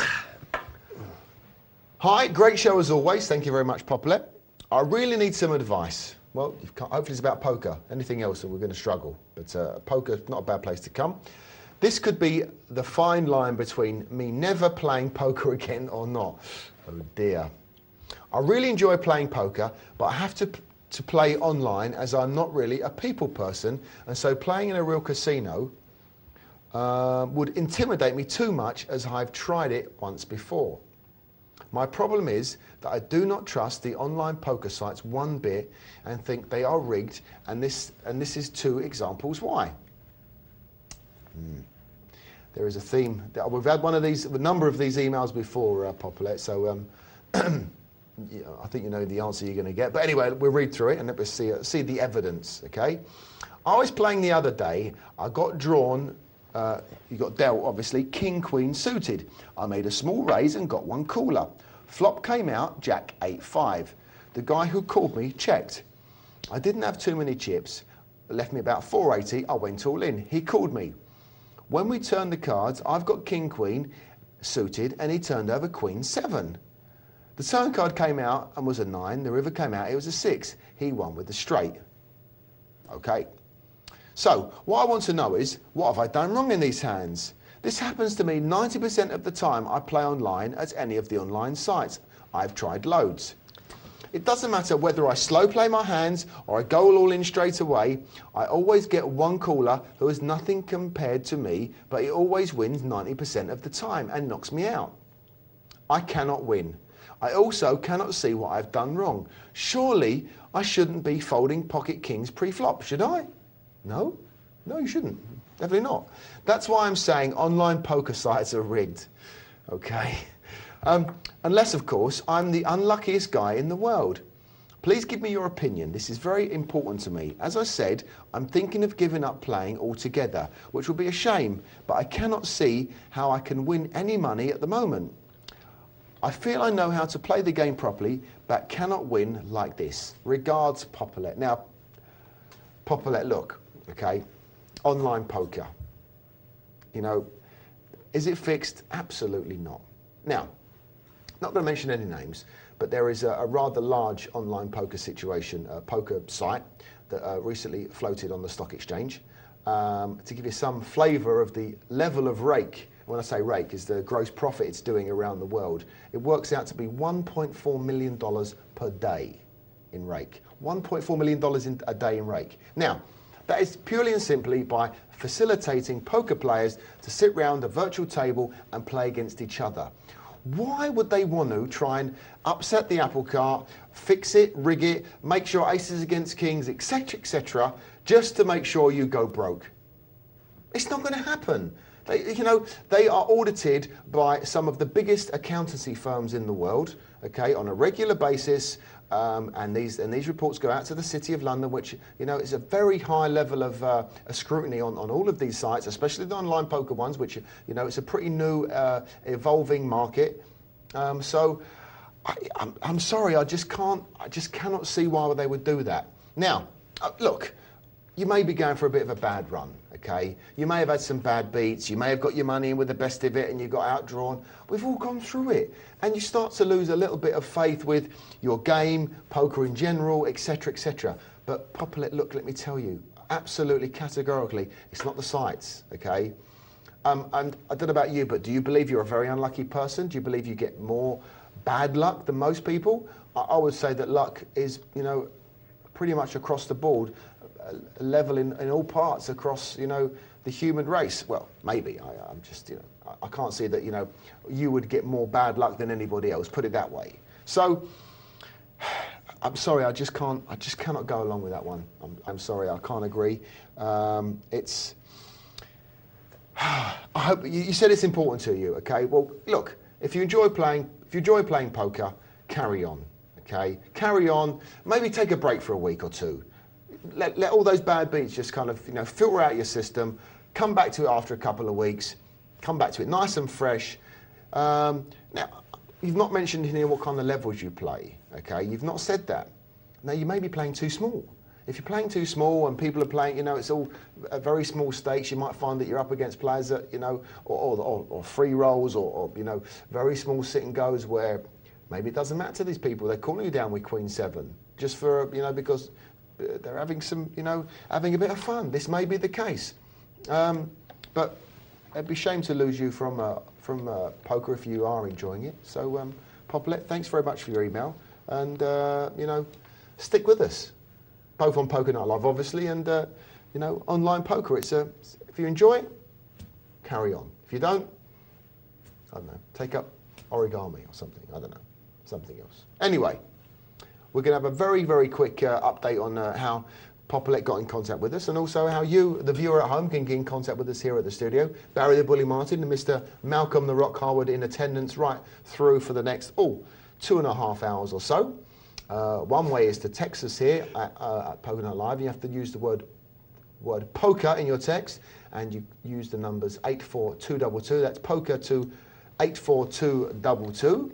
Also via the email, and that's poker@pokernightlive.co.uk. Poker@pokernightlive.co.uk. Mr. Harwood, you are finished, I believe, now. Just about to. Yeah. Still battling away. He was out about 20 minutes ago. He was very I promised to give him a present. Yeah. A present? Yeah. Oh, no. OK, look, we're going to quickly fly back to the multi-table tournament. Let's see how we're getting on here. I believe we're getting quite close to the fun end of this one. I believe we're about 20 runners left of this one. So, as we said, top 10 will go through to the semi-final, which is going to be in week number 7. And I'm hearing that this is not the big stack table, but we've got a couple of favourites here. Hoof are going well. Harwick's there, Hoof is there, Nashanubis is also there. So it's all go currently on the multi-table tournament. Mr. Chupa 50's bit the dust and down to 19. Huh.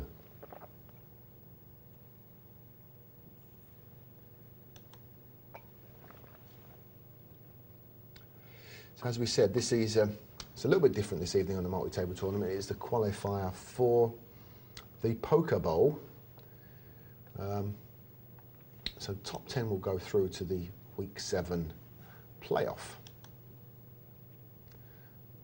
where I believe the top 6 of that playoff will go through and play in the Poker Bowl, which is Poker Zone's very own cutting-edge live tournament show.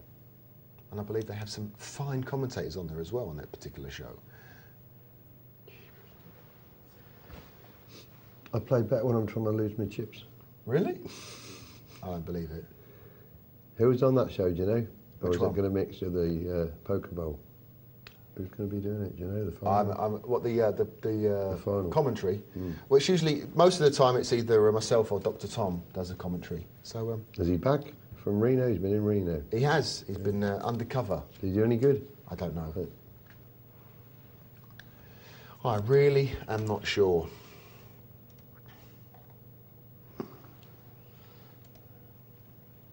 So I see you slipped into another one there, Malcolm. It was popular demand. Very, very tricky. You got in there very I don't lively. like doing it. I'm not sure whether I'll get into trouble. I'll probably have my salary stopped. But No, don't worry about that. it was a popular request. It's good to fill the show up. They all kept giving me a seat. I was on a Monday actually, and I was with a guy, Mr. Hugh Iron-Curtain, and Hugh he got knocked out of 2 very quickly, and actually played the 3rd one while he was trying to commentate over his 1st one. That's how sick this boy was. He was trying to get very, very busy. But there you go. They were a good bunch of lads on there. A lot of humour. Right, so my hoof heart is still going okay. Yep, Hoof is there. Well, it seems like he's going okay. I should imagine that's still a good stack of chips. What are they down to now? Do you know how many are left? There was about 18 or 19 left, so I believe. Oh, he's in good shape, man.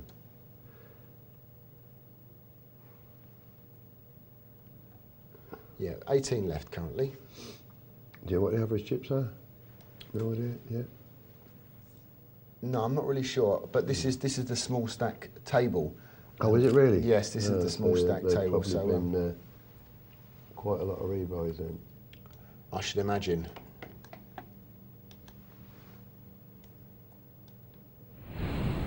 And as we speak, this is the big stack table. You've got a couple of 27 grand. 27 there for Dave Wilkes, 74. 23, yeah. Shelley. Yeah, it was going well earlier on. Shelley's doing very well with 23.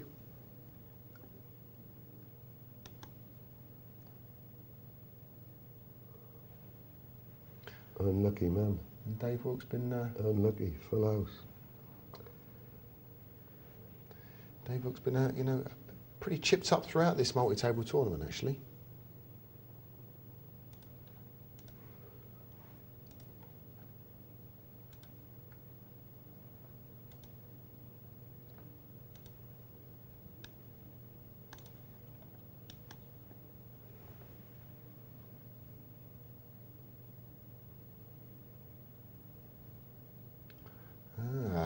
Battle of the Blinds here. A limp, a raise and a re-raise by Shelley. Bonu 2, obviously not that enamoured with his deuce 9, and lets it go.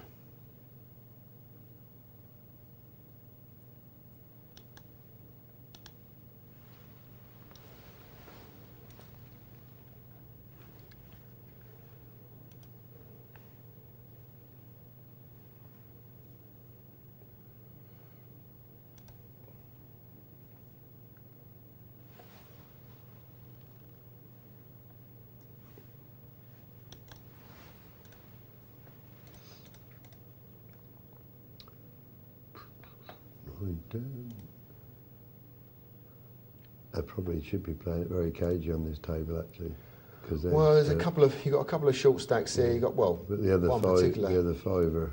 Well, if they playing they? it smart, Malcolm, which hopefully they are, they're having a look across and to see exactly who's doing what. Both tables. Because the others are pretty generous at the moment.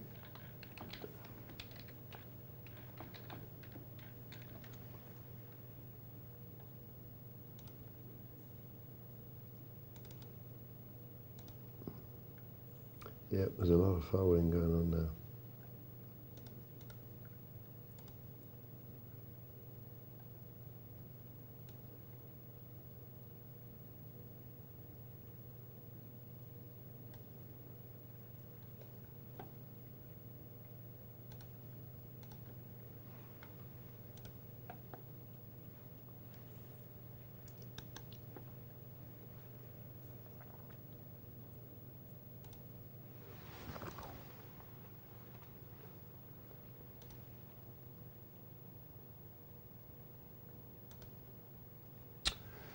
So, it's all very cagey here on this multi-table tournament. Sorry, I was a bit of silence there, ladies and gents. Just got a rush of emails in there. Do remember, if you want to contact the show, love to hear from you. Ooh. There are numbers of... I'm so lucky today, it's impossible for this kid. Malcolm just sucking out on someone again. Yeah, Here in the, it's unbelievable. I'm really playing as loose as possible, and it works. I've like changed 40 years compared of to most of the practice. commentators on Poker Night Live, that's pretty tight. This is amazing. Anyway, like I was quickly saying, if you want to get in contact with the show, we'd love to hear from you, your views. We were talking about a bit of a theme this evening. We're talking about, you know, where is poker going? The governing body of poker, should there be one? Sponsorship of players. Should we be looking for, you know, non-tournament entries, as in, you know, players can play for free and you know, big prize pools put up by the sponsor. Malcolm was saying earlier that we've got players now in a particular fizzy drink advert over in the States, 3 of the bigger players. Oh, you were more discreet. I said the name without You thinking. did say the name. Yeah. Oh, we don't do advertising on I here on expect a dozen Poker Zone. cases delivered next week. I'm sorry, I apologise if I've I'm that. joking. I genuinely forgot about that. We try not to do something, but rather a popular brand of a brown fizzy drink. Coffee. drink fizzy coffee? Yeah. What's your missus? It's the Viagra, isn't it? It's the Viagra. Yes, indeed. Anyway, where was we? Sorry. Oh yeah, we were talking about how to get in contact with the show.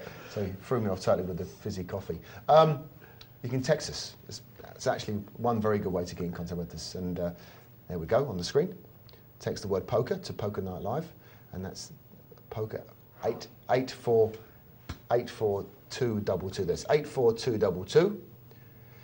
And just as you must have known this already, but we'll go through you again. Send your questions, views, comments to poker@pokernightlive.co.uk. Now, we've got an email here from Geffermouse.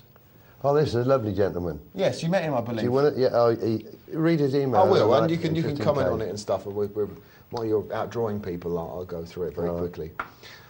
Geffermouse said, "Hi guys, I said I'd report on my first foray into live play. Started out a bit nervous and played far too tight. Any hint of a move from me was met with a cascade of folding." That's very good, isn't it? Yep. One of the players commented that the man is a rock. Also, I was struggling a bit with the mechanics of the game, which are normally taken care of by the computer. Several times I had to be reminded to give the dealer back my cards. Well, it's a shame, isn't it? You've got aces, you want to keep them. You know, seems pretty obvious. Unlucky anyway. It got me to the second hour anyway. I started to relax and played a bit more easily. Eventually I ran out of options and was busted out by ace-ace to my 7-7 after an all-in move. Nothing wrong with that. Everyone I spoke to was very friendly. I met Malcolm and also now know that the lesser spotted snappet in his natural environment looks like. There you go. So, did I enjoy it? Yes, I did. The poker, yes, very much. Meeting the people, yes. The smoke, which I'd forgotten to allow for, definitely not. It's a pity, since I can't see myself going back unless the casino goes smoke-free. However, if you can live with that, I can certainly recommend giving live play a try. That's from Geffermouse. Geffermouse, thank you very much. And Malcolm, he said that he met with you. Yeah, I helped to organise a game. You can fold 6-7. All right. Yeah, of course. Yeah, it's a game in Birmingham, Stanley's Birmingham. And it was primarily for beginners, and they make up the bulk of the players. But they get a lot of chips to play with. There's a lot of poker in it, and everybody seems to have a good time.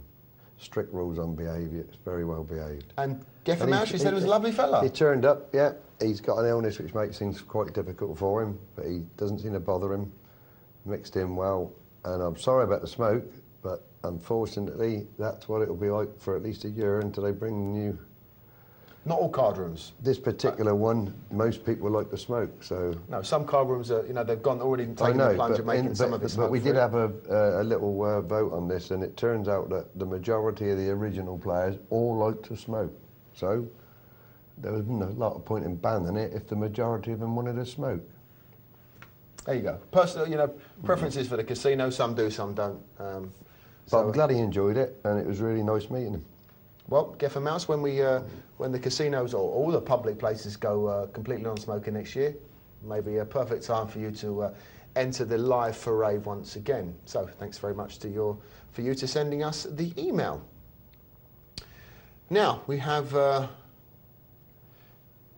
We haven't got long before the break, but we've got a very quick email from a Pompey fan on a good run currently. Oh, they are great fans. Good fans, very. They are good fans. They stick with them. Very vocal. I'm a student and like playing proper poker. I've not got much money to spend. No, really, you're a student, are you? I'm entering online tournaments, so tend to go for the ones that are free to enter. However, many people that are playing in these don't play with any skill and tend to be lucky and hit trips with 2 and 5 offsuit. Do you have any advice? If you keep winning out draw and you're getting your money in with the best of it, Mr. Pompey fan, you've done nothing wrong. It's all you can hope to do in poker. And you're right, if they go calling with 2-5 offsuit and they hit trips, unlucky. Okay? Anyway, we're going to see Mr. Malcolm the Rock Harwood in his Beat the Presenter tournament very shortly. We'll be back in a moment.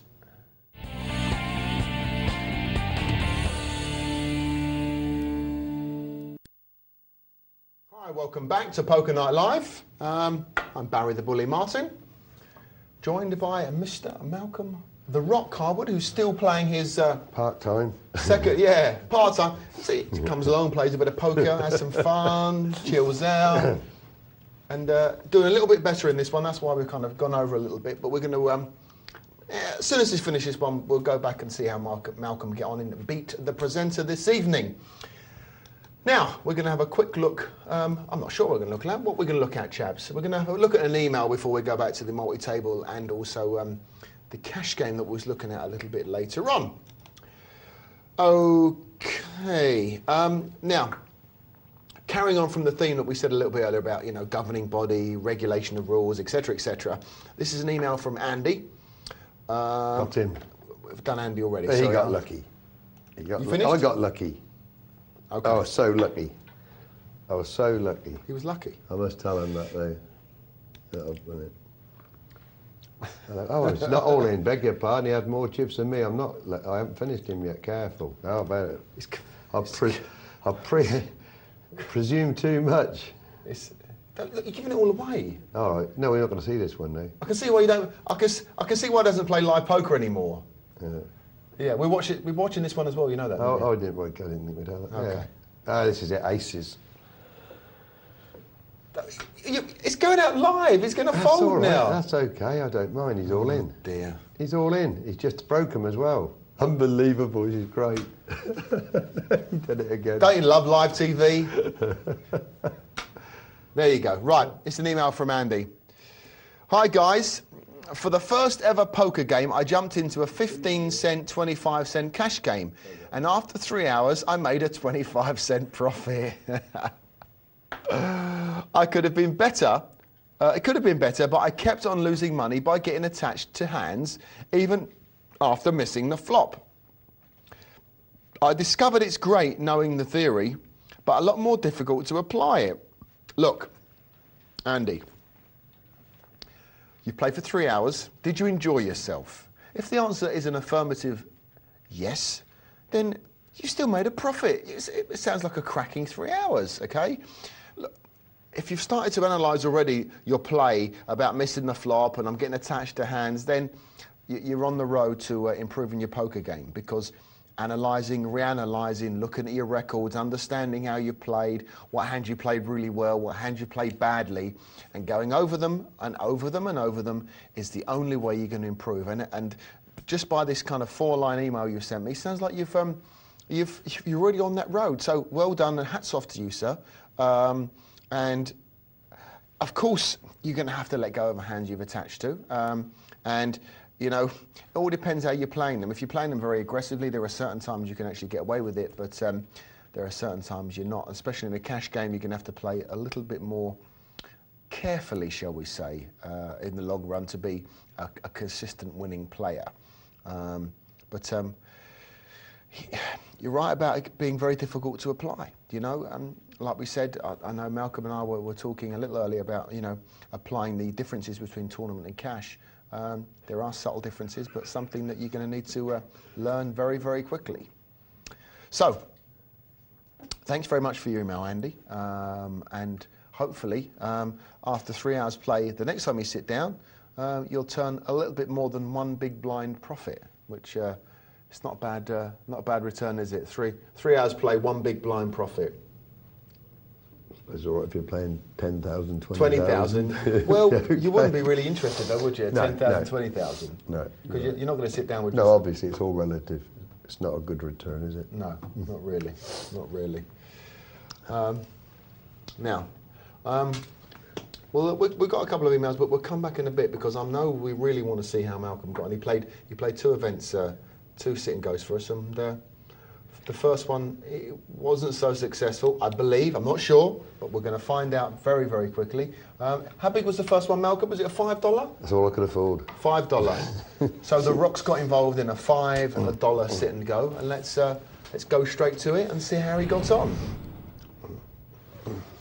Straight away, first hand. Oh, you got a couple of players there. Nash Anubis there. Who else you got? Fishing for chips. Manic Miner as well. Got a couple of players there that we're aware of. And you in seat number 3. Who farted seat? No hoofy. Did he play in the next one, did he? No, it was,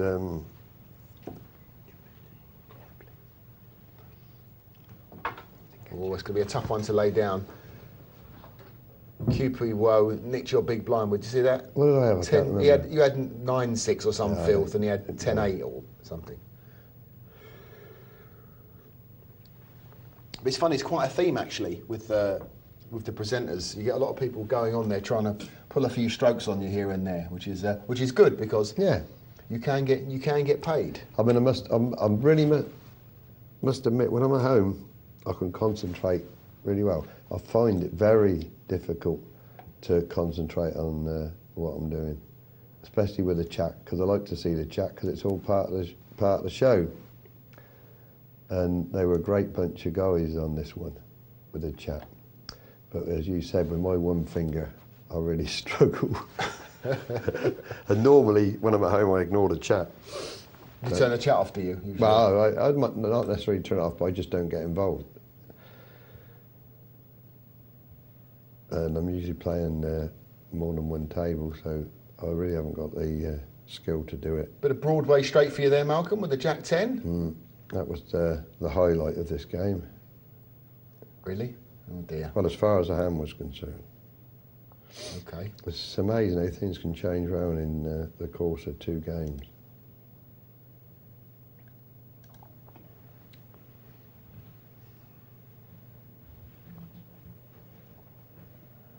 I should imagine when you're normally playing online, you don't call yourself Malcolm the Rock. You're no, that's a name that... No, I'm just saying, you're not going to... yeah, I mean, on one particular site where I play most of the time, I'm quite happy about it, the Rock.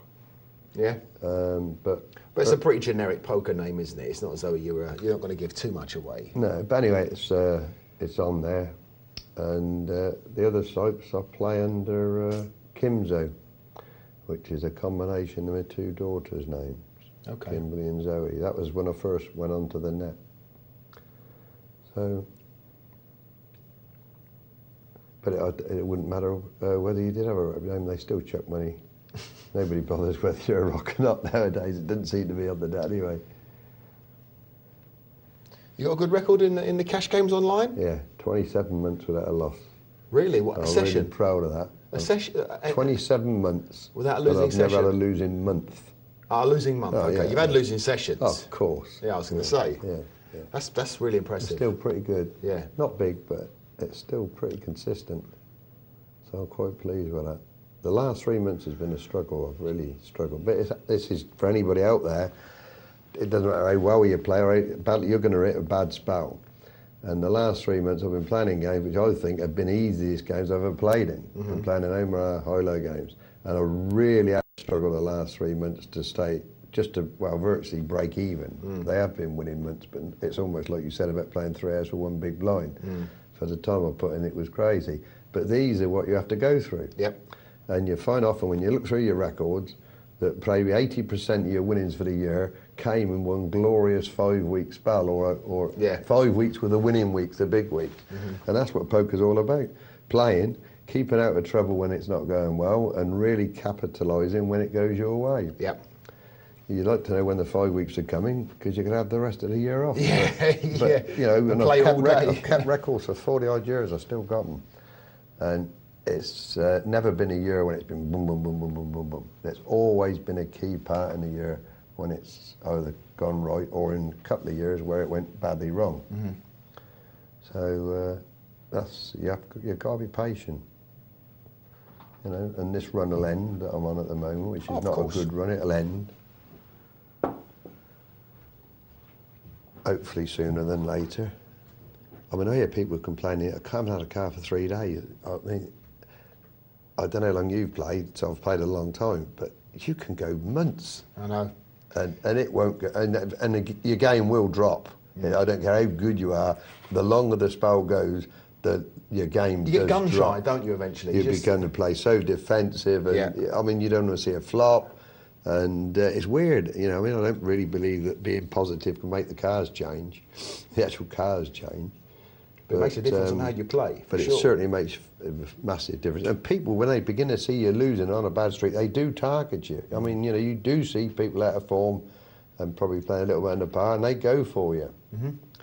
So it's a job to keep a smiling, happy face sometimes. The beauty of the net is nobody can see how, you know, cheesed up you really are sometimes.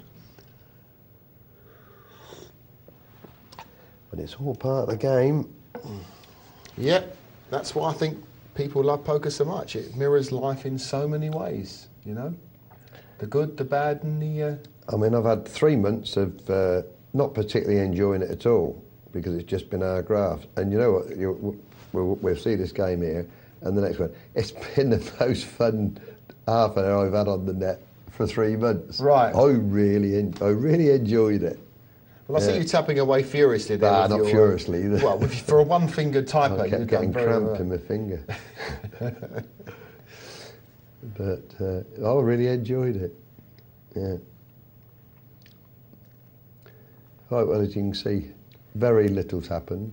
Indeed. I won that one pot with a straight, and I haven't done anything wrong simply because I haven't been able to play a hand at the moment, and everybody else is pretty cagey.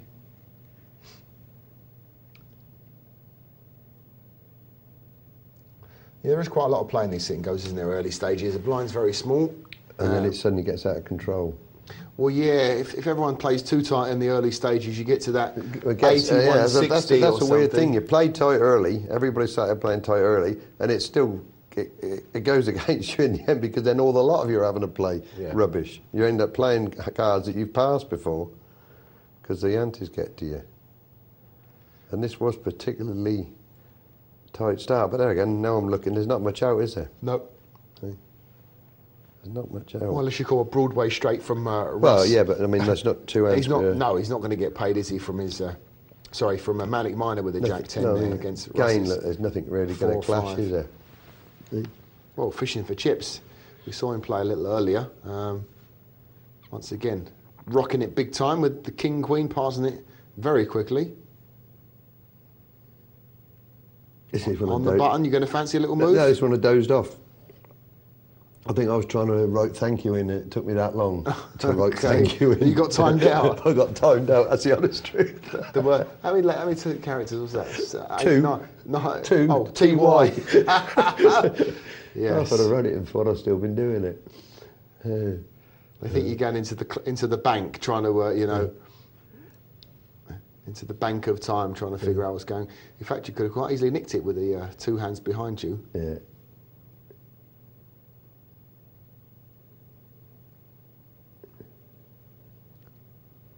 Not a particularly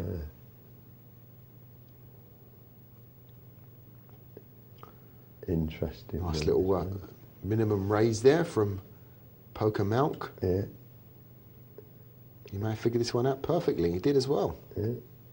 That's my cousin doing everything right.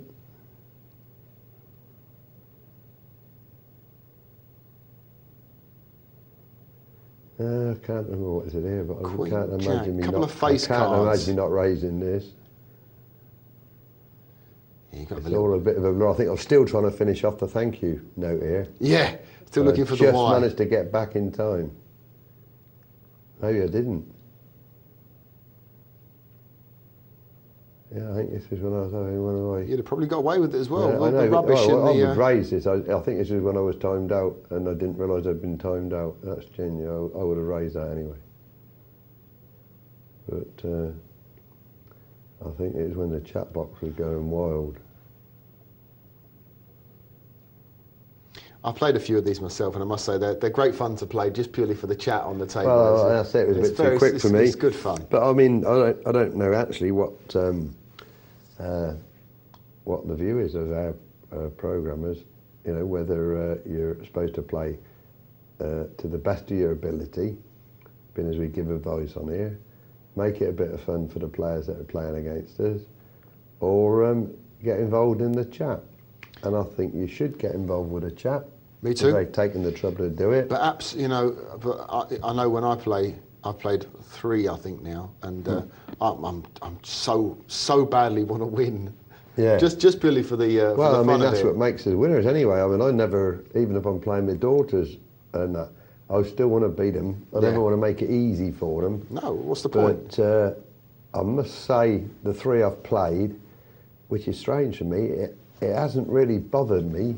I've still tried, but it hasn't been life or death. Yeah. But I've still enjoyed it. And the main thing is that it's fun for the people that are playing against you, that took the trouble, isn't it? Mm-hmm. And they know that once they're on the table with one of the presenters, they're going to get shown. It's going to they're going to go through the tournament hand by hand.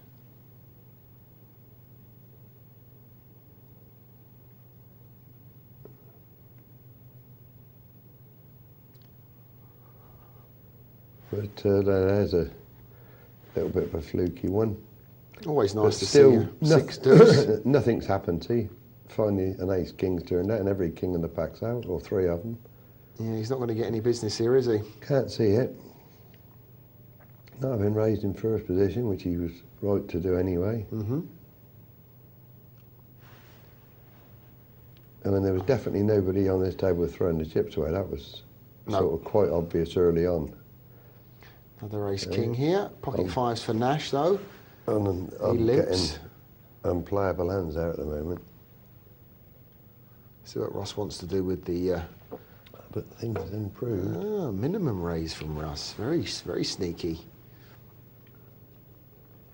He might have priced the 4s in here for QP. No. 5s are definitely going to call. May even raise this. Oh, dear. Queen would be fun on the turn. Oh, I see that. I mean, I'll risk that.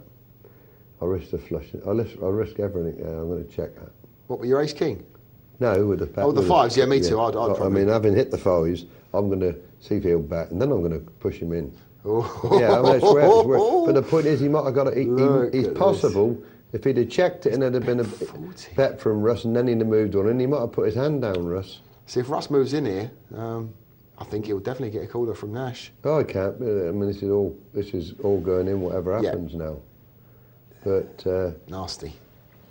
The only it's the only card.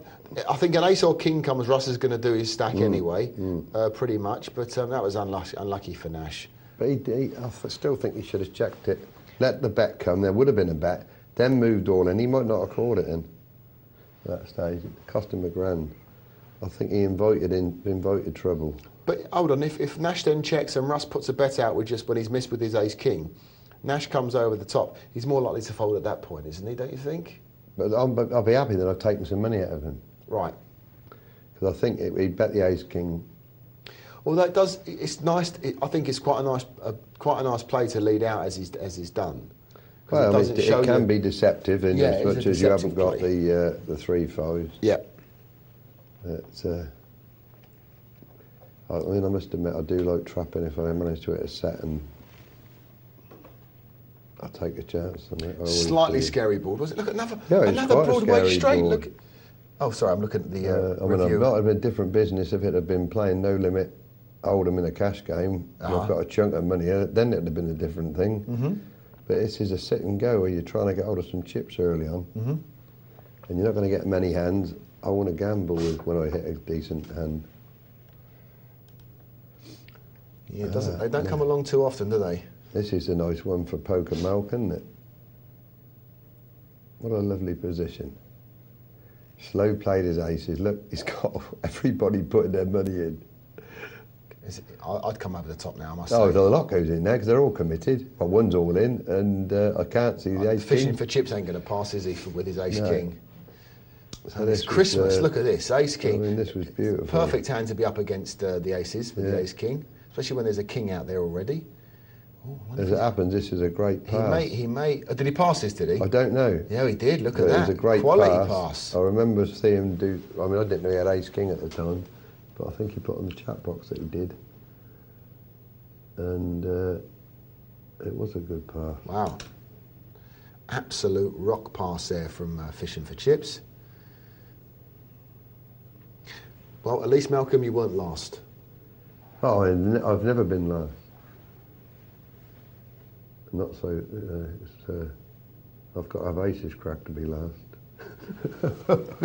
Yeah, I'm never going to be last. Well, I'm sure if you had kings or queens, you could you could easily do your chips in a situation. I can put kings down. I've done it a few times before. You've been right most of the time? I've been right 2 times, but it was very important. Nothing wrong in putting big hands down. No, it's a very... It's a key in the end. The fold is a very powerful play in poker.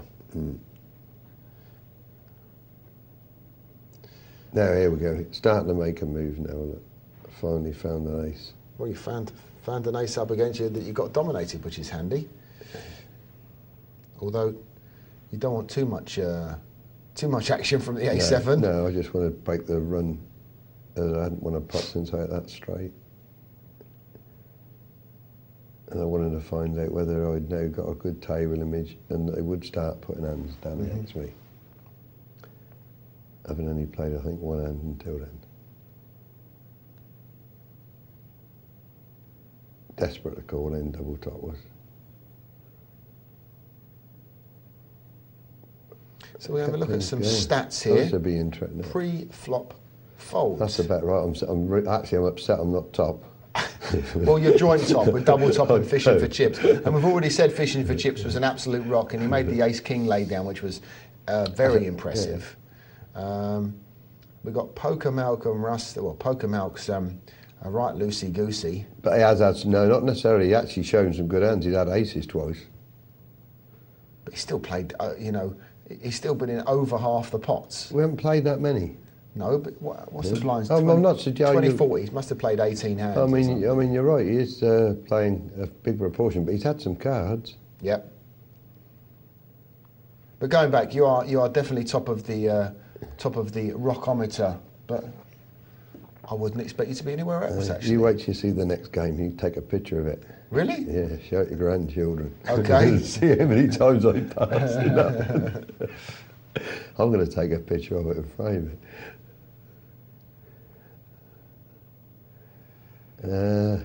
Nothing going First one's a bet here. And it looks like Russ has taken the plunge and done very well. Played quite well, this kid. Mm-hmm. Or girl, you never know. King's a double top, look. Can't get on unless somebody does something silly. Don't think he's going to get too much business here, is he? Unless he wants to limp in with the kings. That's too dangerous, isn't it? I think he's got his position, but it's dangerous. You know, he's going to let two. That's the right bet. He was never going to get any action unless somebody hit, was he? No. And then he's got to let him in for nothing. You don't want ace rag getting in there, do you, for cheap? And then if they hit, they check, so you don't get any information. No. You're forced to bet, and before you know it, you've got a re-raise and you're in bother. Yep.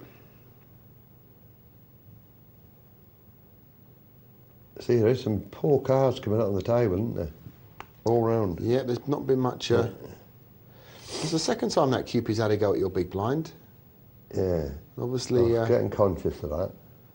Obviously fancies your, you know. Well, he's quite right. He's got a great chance to take my big blind, but he's still doing it quite early. Well, it's a strange position to be doing it from. If it was Manic Miner or you know, poker, or fishing for chips, I'd say it's different. But sometimes you do it that early. You got the disguise then, haven't you? That's right. Under the gun raise can be. TJ Kutia told me that a few years ago. He changed his game from, you know, people have got so used to it now that it's expected that the cut-off order button raise that you're going to get put over, you know, they're going to come over the top against you. Mm-hmm. It's becoming so recognised, and it wasn't, it wasn't that long ago when people didn't know any of these moves. Mm. And he said to me, he raises now 3 or 4 out. Why not? It's funny, you compare TJ to all of his books, and in his books he's like an absolute rock. He's nothing like that. I've played with TJ a few times. He's a lunatic. Actually played with him in Amsterdam, and actually I admire him, and I've known him a long time. I've played with him a lot in America, but he played some crazy poker in Amsterdam in the final. You ever seen him on the craps table? I've seen him in the sports book he likes the horses. He loves the horses, but I've never seen him at craps table, mainly because I never go anywhere near one myself. He is absolutely. I can imagine it. Always a sicko for the craps. But real nice man. He is a nice guy. Great example of how you should. I think how you should And behave. a giant of a man. When I first met, I couldn't believe how big he was. Yeah, big man. And he's what, 65 Strong, or something? He was a pro footballer. He was? Yeah. College football, I think it was, Yeah, actually. but he was good. Yep. But he's what, must be 6'5", 6'6", Yeah. goes 18 stone. Solid as a rock. Yeah. Right, and we're not commentating much on this on the 5 years, but There's not much to commentate on, Malcolm. Everyone's playing pretty solid poker, and if they're making raises, they're making it in position. And I can't make it any more exciting because I'm picking up rubbish. But there's not much else hope for anybody else. You get games like this sometimes, don't you? When they're a grind. Yep. And sometimes you've got to grind it out.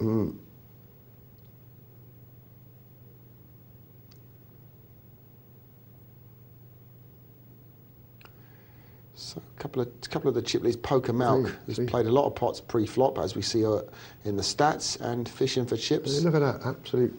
It just shows you when you can't see cards, and some people are a bit frightened of trying to steal blinds. Just sometimes how easy it is to steal blinds. There is such. Well, hindsight's a lovely thing when you can see everyone's hole cards. It gives you an idea just how many times there aren't a decent handout. Yep.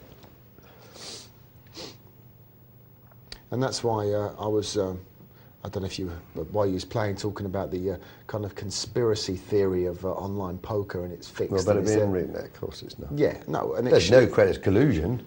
You know, I mean, there is collusion, there's no question Possibly. about that, but so is there in live games. Oh, there's collusion, there's people phoning each other up, of course they are. But I mean, they're making every effort to stop it. Yeah. And that's the whole point. They are making the effort to stop it because it's in their interest. They need it to be straight. Yep. Because if it ever came out there was a scandal involved, the whole business industry would collapse.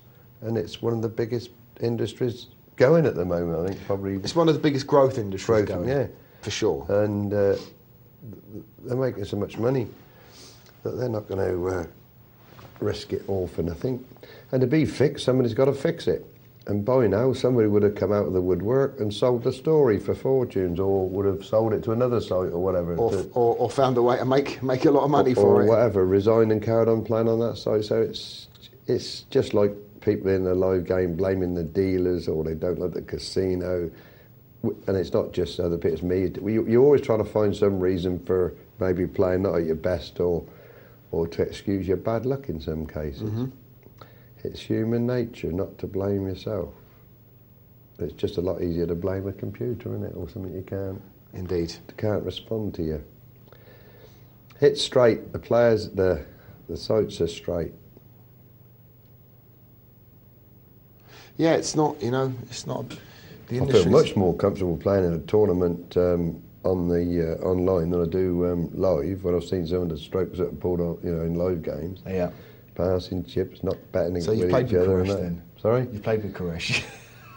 He's a pussycat. He's a lovely. I was joking. I'd like to play him every day of the week. In a cash game, you would. I'd like to play him in a cash game. He could hurt me. Although you wouldn't, you wouldn't mind getting your money in against him on a lot of the occasions. But I certainly don't mind playing him. He's fearless. There's a thin line between being fearless and being rather silly on some occasions. That was very kind of you. But I'm sure you know where I was going with that one, Malcolm. Funny enough, talking to somebody the other day and said that, he said to me, Malcolm, who do you think has to be on the television for us to get the biggest audience? British player. And I wasn't really sure. He said, Koresh. He said, believe it or not, our biggest audience figures are when Koresh is playing. Really? Isn't it?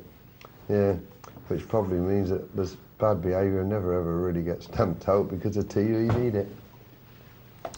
The TV need it. Why do you think it's that? Because he's trouble? The person that told me, it's just so everybody wants to tune in because they want him to lose. And they just and he said it quite frankly. He said we know why they're watching, because there's so many people just want to see him lose. So it's purely and simply because he's the bad guy. Yeah. But I think you need the bad guy, don't you, in poker? It's good to have, you know, that's why I think people like watching Phil Hellmuth. They love him to get outdrawn and him to lose his rag and the toys come out the pram. It's great. I can handle Phil Hellmuth, I mean, because it's not, it's light-hearted, and the point is he can play the game, and he has done a lot for poker. But it's some of them that are really nasty, and it's serious.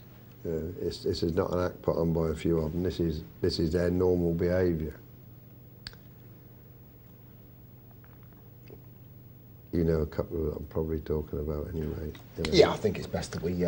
So we just let that go. Yeah. But Helmuth, I mean, I really do. I mean, Helmuth, it's part of his marketing, you know.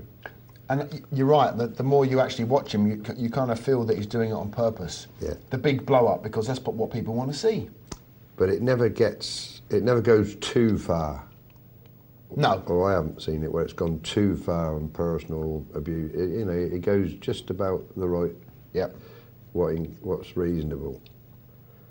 But there's been a few lately that have gone way over the top.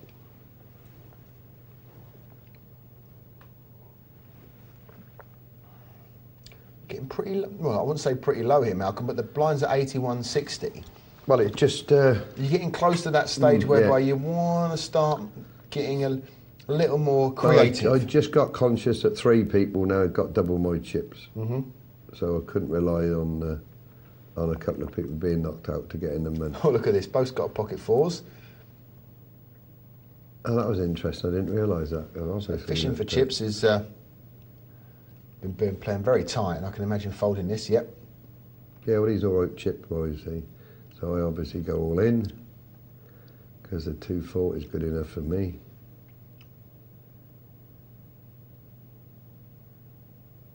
You can't get a call here, can you? Well, I didn't. No, nice. Can't afford to let that 240 go, so. Yeah, half a hand here. Moved again, now on a roll now. And again, move all in. Picked up a bit of momentum, and it's worth nicking. 240 in the pot. Oh yeah, It's 25% of your stack. Yeah. You got to make Thereabouts. it. You got to make it very expensive for me. You can't go 240 with 160 with 160. Okay, 480. That's a nice. Yeah, that was it. Yeah, because then I could get away from it. That's why I did. Yeah, no, it's 3 times a big blind. It's good enough. And it was too much for him. He didn't fancy taking me on a coin toss at the best. Well, you kind of committed yourself here, haven't you? You stuck half his stack in my own mind, I hadn't committed myself. No, but he thinks, hold on, he's only bet half his stack. What's he got? So now all of a sudden, I had a bit of leeway. Yeah, you've gone from 840 up to 1350 in just 2 nice little moves. And they haven't seen a hand. Not really. Pocket 4s and ace-9, you wouldn't call hands, No, would so you? they haven't seen it either. That's the beauty No. of it. Nobody's seen my hand. Nope. Well, they have now. That's okay. Yeah.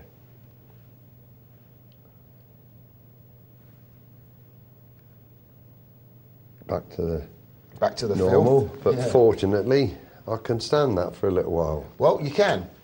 The blinds are 81.60, soon to be going up, I'm sure, to the 163.20 level, which is when, especially when you've got only 2 players out. I know, this is terrible. Well, at this stage, you should be thinking of, getting very close to the money, but we're still Long way 6-handed.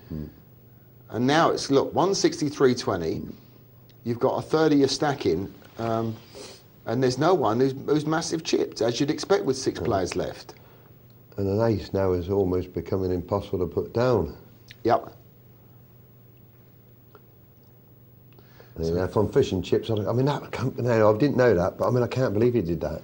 No, so I think it's a big hand on the Jack button. King of Hearts, I'm going to take these blinds for 500, I'm going to move all in. And I think you'd have called in a big blind, wouldn't you? With I ace would 10? have called, I must admit, I would have called. But it's not worse. You have a 60-40 shot with your King Jack. You're a dog, but not that big a dog. But I mean, he'd have expected to take that anyway. Yep. But I was ever so surprised. I mean, you got him right early on. He really does play very, very tough. Very, very tight.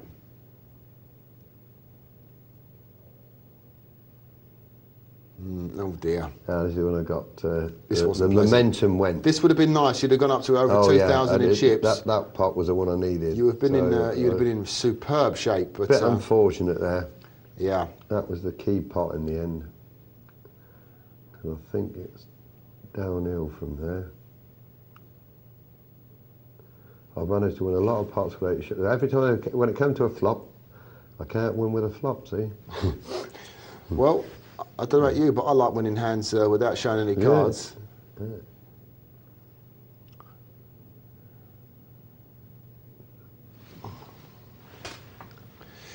So you're back down to this stage where now I'm back in trouble again, and still haven't lost a player in amongst all this, see?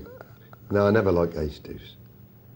No, but if it's passed round to you, which I don't think it's going to be, because I think Manic Miner's only way I would raise, I only ever raise ace deuce if it's big blind, small blind. Chances are somebody's going to have hand to beat you there. I don't like ace deuce at all. No.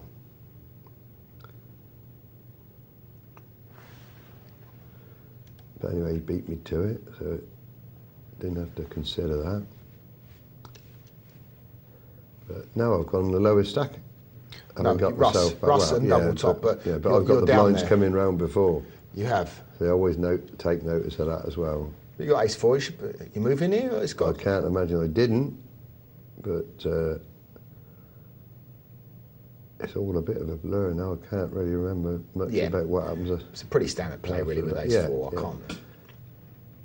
Yeah, I can't imagine I didn't. It's as good as I've been getting, so.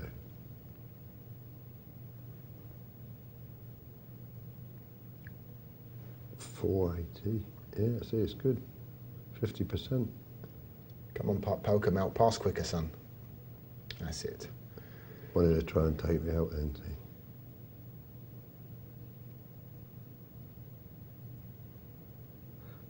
So, and of course, fish and chips isn't going to think about. No, I think he'd lay his queen down in that spot that he'd been playing so tight.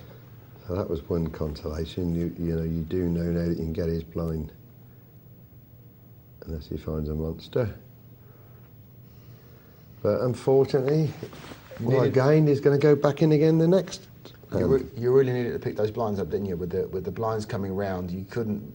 With 1,000 chips, there's no way. Yeah, exactly. There's no way you could let the 320, 160 go round you. No. I mean, I can stand them once here. Now again. Yeah, you can, but you know within the next few hands it's going to be going at 320, 640. Yeah.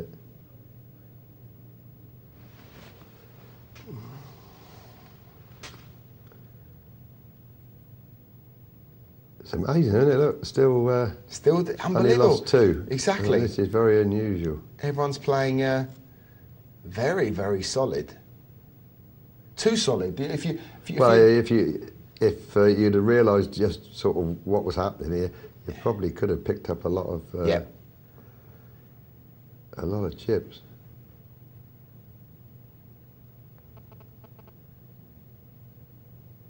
Oh, I passed. I had to give myself a bit longer for that one. And now I'm back again to where I started. I just managed to get one lot of lines each time. But the incredible, by now you'd have expected to have lost two players and got yourself closer to the money. Well, I think we're going to lose, well, we're going to find someone who's going to get rather dented here from Russ against Poker Malk. I think it's an automatic all-in from Russ and an automatic call from Poker Malk. No, he did, yeah. Oh, yeah, that was it. Horrible. Horrible, horrible. The three outer. Oh, hello. I didn't say anything. I didn't want to spoil it for you. Good, I'm glad you didn't. Let's fix this online now. It's great. So, Russ, it's good to see the better hand standing up. Anyway. So anyway, I've on all this time, keep taking the blinds, and it hasn't done me a scrap of good because we're still exactly where we were. Well, that when you had the ace, I can't remember what it was, ace something. When the 4-5 done me, that was a real turning point. Yeah, and that was early on when I could have used the chips to bully him a bit. Yeah, you can make at the time because it's all in. Exactly. Because we've let it go too far. Yeah, this is crunch time, obviously. Yep, looks like an all-in. Yeah, and there's not. Are you going to get a caller here? What's Poker Malk? I can't remember now, but I know that it's just automatic all-in. Well, you left 50 back as a bit of a... So that was what happened, yeah. Because if you remember, we thought I was out and I did end up with 50. Yeah. And then when I had no chips... Oh, it doesn't matter because you've both got poker milk and double top covered anyway. It's a strange one from Poker Milk. Jack 10. He obviously felt that he was getting some value. He must have known he was behind. But even then, it's all his chips. You know, you couldn't push him off the hand. You got 250 back. And over comes the ace to get him out of it for a split pot. Oh, look at Now that was another one that was a bad one, wasn't it? The 5-4, another chance to get up to 2,000 and be back in the game. Well, hey, look, you chopped up double tops big blind, so it's a slight bonus. But now the 326.40. See, I needed that pot. You got over. It was about 11% of the total chips in play now in blinds. In blinds. It's amazing. It was amazing. And we're still six-handed. Yeah, amazing sit and go. It's the effect you have on them, Malcolm. That's the problem, you see. Well, you wonder, but. Oh, a deuce on the river by any chance? Not this time. Oh! I mean, it'd be quite frustrating, wouldn't it, if you were one from the money and you keep seeing you keep all the short stacks keep doubling up. No. Oh dear. That looks a big hand for me, and I walk smack into Ace King. Look. Yeah, this is not good. Couldn't get out of this. No. Not really. Under the gun or not? I mean, normally you wouldn't think about under the gun so much, but you've got no choice. Well, here. you've got 640 coming round to you in the big blind. So you know, whatever happens, if you see the big blind come into you, you're going to have to call a raise. So, King Queen sounds like a good shout. No, and then this was one time when it didn't come right for me. You're thinking, great, where's my Jack? It came right. Come on, Jack. No, it didn't come this time. No, Jack. So it was a sort of. Oh, when I got left with 10. Quite funny now, because you just about to say, come back to work. Yeah, I was I was just about to, and I suddenly found out I do miracles now. Well, you got no choice. It's like, close your eyes and miracles get on with it. happen to me now. So I decided to take this one into the second game, the same sort of strategy, and it does work. Hold on, you need a 3 or a 10. Oh, there's the 10s. I was just seeing how he's going to get out of this one. And all the others are going, that Harwood is still in. Yeah, and they're getting even worse because still nobody's got out, and the one person with 10 is even standing. Yeah, that's right. Yeah. Well, besides Manic Miner, no one's in good shape. No one. Yeah. No, Russ is okay, but Well, he's okay in as much as he had his big blind as well. But you watch this. Lovely stuff. This is quite funny. Lovely. See, that stood up. Another double up. All of a sudden, I'm still obviously 10, 20, and then 40. And this is quite good. But the difference is I've got the button now. I could pass, and maybe 3 people will get knocked out. I get the money. Yeah, and it is quite possible. And it's possible at these antes that 3 people could get knocked out. Yeah, that's true. That 40 could have been. But you're never going to pass 40 chips for A7 of clubs, are you? But you could if you think about it. If you win the pot, you're only going to end up with 200 at the most. Yeah. Or probably 160. Yeah. So it's still not going to be any use to you. It's probably the right player was to pass, because it's possible you could lose 2 players. Yeah. And then with 3 more hands, I could end up getting the money with just 40. Although, I remember seeing the club on the river. Yeah, but I think now I look at it, the right play then was to pass. Yeah. Because even winning the pot wasn't going to make me any stronger. It was still going to be less than an ante. Yeah. You with me, Lou? You can see. Whereas 2 people could have got knocked out there, and I'd be 1 short of the money. And with these antes, they're still going to get committed before it gets round to me. Absolutely. Okay. With no running antes, so I probably should have passed. But as it turns out, we're 5-handed. And now it's too late. Now that one I passed because I'm just allowed to pick up a better hand on the blind. Yeah, 10-4. It doesn't make any difference. 10-4 is not the hand you want to make any difference. Not really. Yeah. I'm all in the next go, but as it turned out, I found a worse one. Well, you got 2 live cards against the Ace Queen, which is handy. They weren't live enough. They weren't live anymore. Need runner. Oh, that's what. Any diamond will do. When I do get beat, I get beat big. There you go. So that was overkill. So fifth, what was that? 1, 2, 3, 4, 5, fifth. Which is where I finished before. No, really, I don't think I did anything wrong at all. I don't think so. You got unlucky, like we said, with that ace rag that you played against the 4-5 in the blinds. And then the split pot. The split pot when he made so the wheel. Yeah. I only got lucky when I was down to 10. So I don't think I really did a lot wrong. So at that stage, you've played 10% of hands pre-flop when you folded. So you've folded 10% of hands pre-flop. Huh? That seems seems very low. Pre-flop, hands dealt, percentage. Seems very low for you, considering. When players fold. Well, I'm surprised. There you go. Well, anyway, look, all we can say is you come fifth, and like sometimes you did very little wrong. Yeah, don't feel embarrassed about that one. Shouldn't be. You've done a fine job.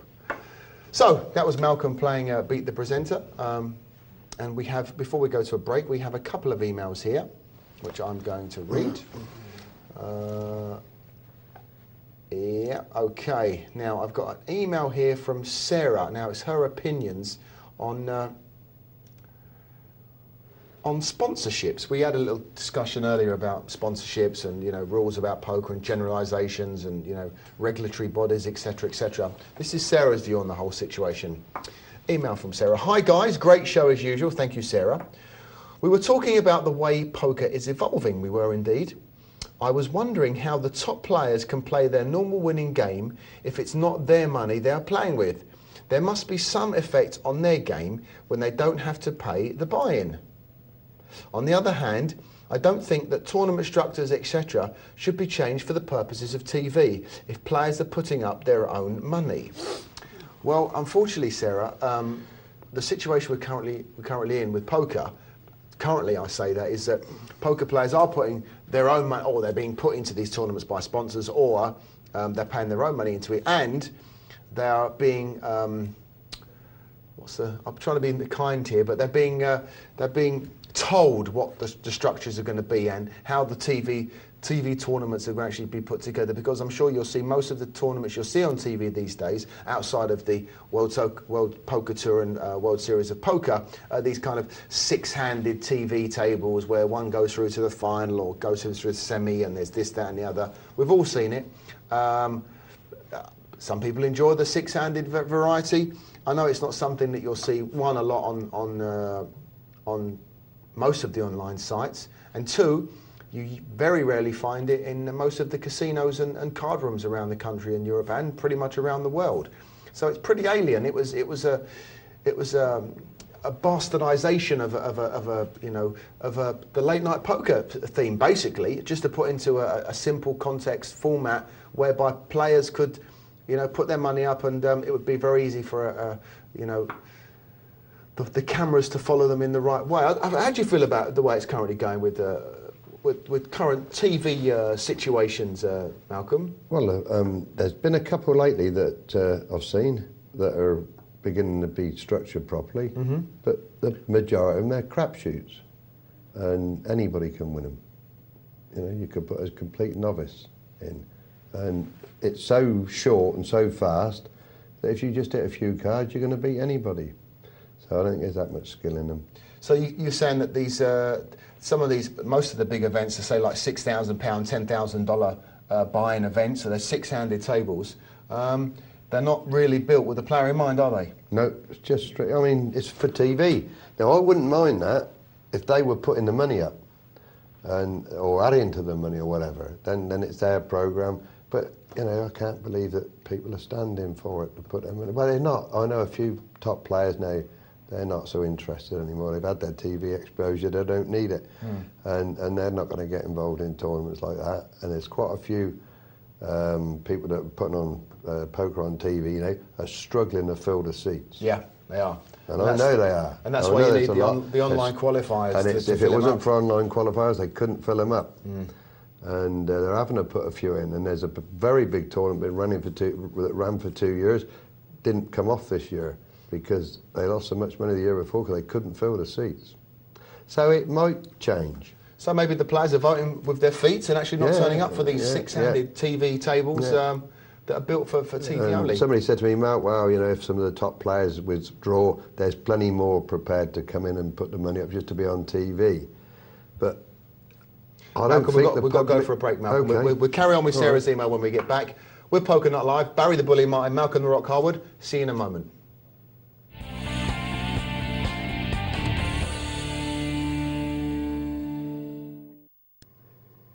Hi, welcome back. This is Poker Night Live. I'm Barry the Bully Martin alongside Mr. Malcolm the Rock Harwood. And last hour of the show, but we've got a fun-packed and eventful last hour, I believe. We've got a little bit left of the multi-table tournament that we left a couple of hours ago, which we're going to come back to. And a very rocky commentators game, Malcolm. I couldn't believe it. We were just talking during the break there, and unbelievable. The blinds at that level, 6 players left. It was... It's the rock influence you have over players. Well, if you saw the second game, which unfortunately we can't see, that was done in half the time. And I took the first 6 players out. I think I took 7 of the 8 players. 8 players. I took you can't take yourself out. No, I took 6 out, and I got lucky. But I really enjoyed it. Good. But I got my first win. I'll tell you what we'll do. We won't tell the viewers, but next time you come back, we'll rerun that one again, because you'll win it. But no one will know. It'd be great. No, it's not the winning. It's just fun. It was fun. Yeah. And it was I know you're tapping away again. It was great playing with the. Appreciate the people that took the trouble to sign up and play. I thoroughly enjoyed it. Good.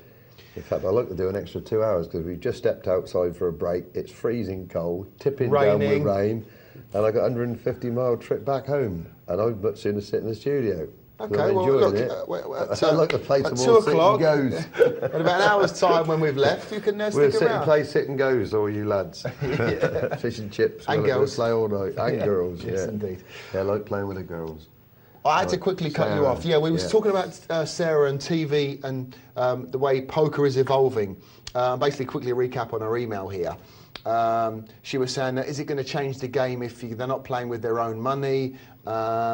And at the end of the day, you know, if they are putting their own money in, should they not be given a little bit more value as far as what the tournament should be confident? Because if you look at the pinnacle of poker, which you have to say is the World Series of Poker Main Event Championship, 10,000 chips to start, 25 the blinds, 2-hour levels. You know, that's a proper poker tournament, isn't it? Now that's pretty much what all poker tournaments should be.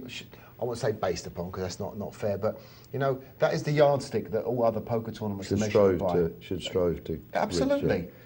I mean, I appreciate in the middle of the week in these small casinos they can't do it. Of course not. And people have got to go, look. People look the regular Joe that's got to go and a bit of fun, play a £20 freeze out or something. Doesn't want to be there for 4 and 5 days playing 2-hour levels. No. It's going to be playing 20-minute levels, and I think they understand that. But what I'm trying to say is these big TV events, it doesn't really give you a decent flavour for proper poker, does it? No, it's a bad influence in a way.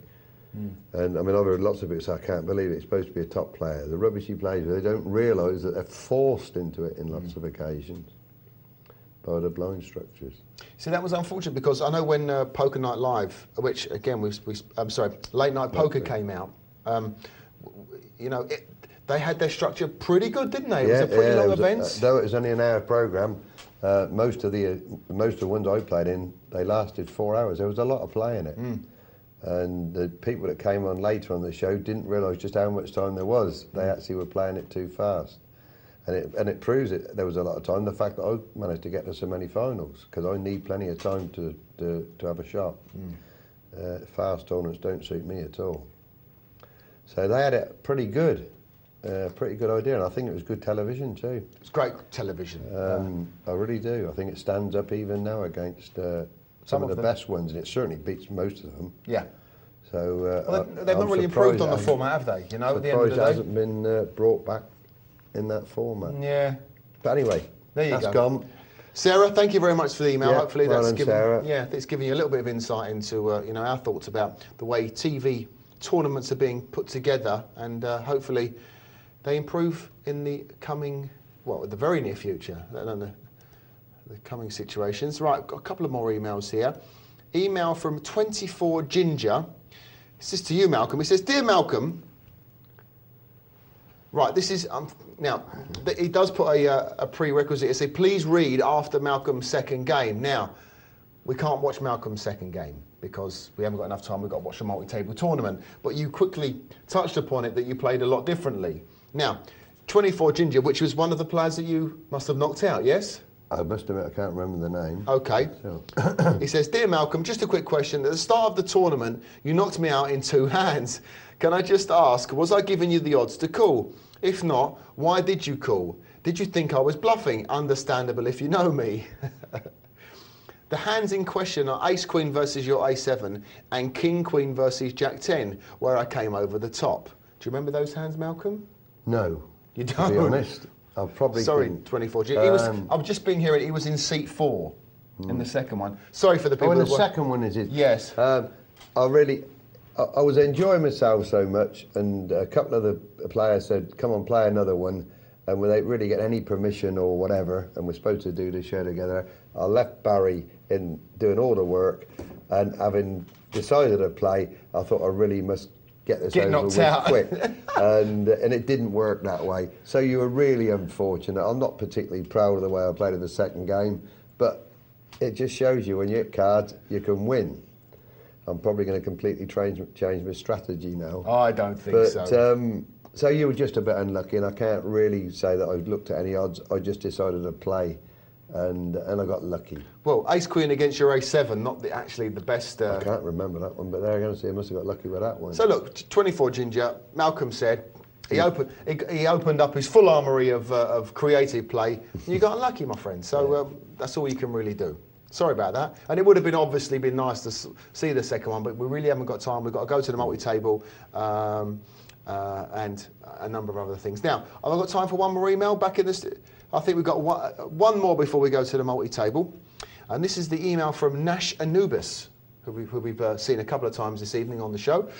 Just wondered if you had any tips on playing the very later stages of multi-table tournaments, just outside the money. I can play a solid game up until a few places from the money and consistently getting bubble-itis, I think he's calling it. It's getting annoying now that I can't crack up crank up. I would imagine it means crank up. Yeah, he says crack up, which I'm sure you keep getting out the bubble, you're going to crack up eventually, Nash. So I'm sure you can't crank up my play to push further into the money places. Sitting for hours just to miss out is very soul-destroying. I would absolutely agree. It's getting knocked out on the bubble or very close to it after hours and hours of very, very good play is absolutely it is soul destroying. I would agree with you. Any tips, Malcolm? How to make that last effort into the money? Well, there must be a reason if you're consistently being knocked out in the late stages, and I would imagine it's probably because you're always short stacked. So the answer is you're probably going to have to try and get yourself in a better position when you get near the bubble. You're probably short stacked all the time. You're hanging on from a long way out. If that's the case, as I say, you just have to play a bit, you have to get your chips in a bit earlier and try and steal some more blinds or double up and get yourself some decent chips. Otherwise, you might be just getting unlucky. You might just be being unlucky. I don't know how many times this has happened. If it's happened to you 4 or 5 times, that can happen anyway. But I should imagine you kept getting to the bubble stage short stacked all the time, and you just run out of time. Well, quite ironic, we have Nash actually left in our multi-table tournament. So what a lovely link we've got there. Let's fly across to the lime green table and see how, I believe we're going to have a quick look at Nash Anubis, see how he's getting on. Hoof-hearted's still there. Hoof is still there on just under 9,000. How many players are left? 15 runners left, I'm being told, Malcolm. For a seat. Top 10 will get the ticket. So basically, they're all hanging on for the top 10 position. And have you got any idea what average chips are? No. 3, 6, 7 on there and 8 on the other table. Yep. So 15 looking for 5 to go out to all make a ticket. Yeah, so actually Hoof-hearted and Ghost Thing and not in the best shape. They're all the ones that are struggling. Yep, just over 10 big blinds each.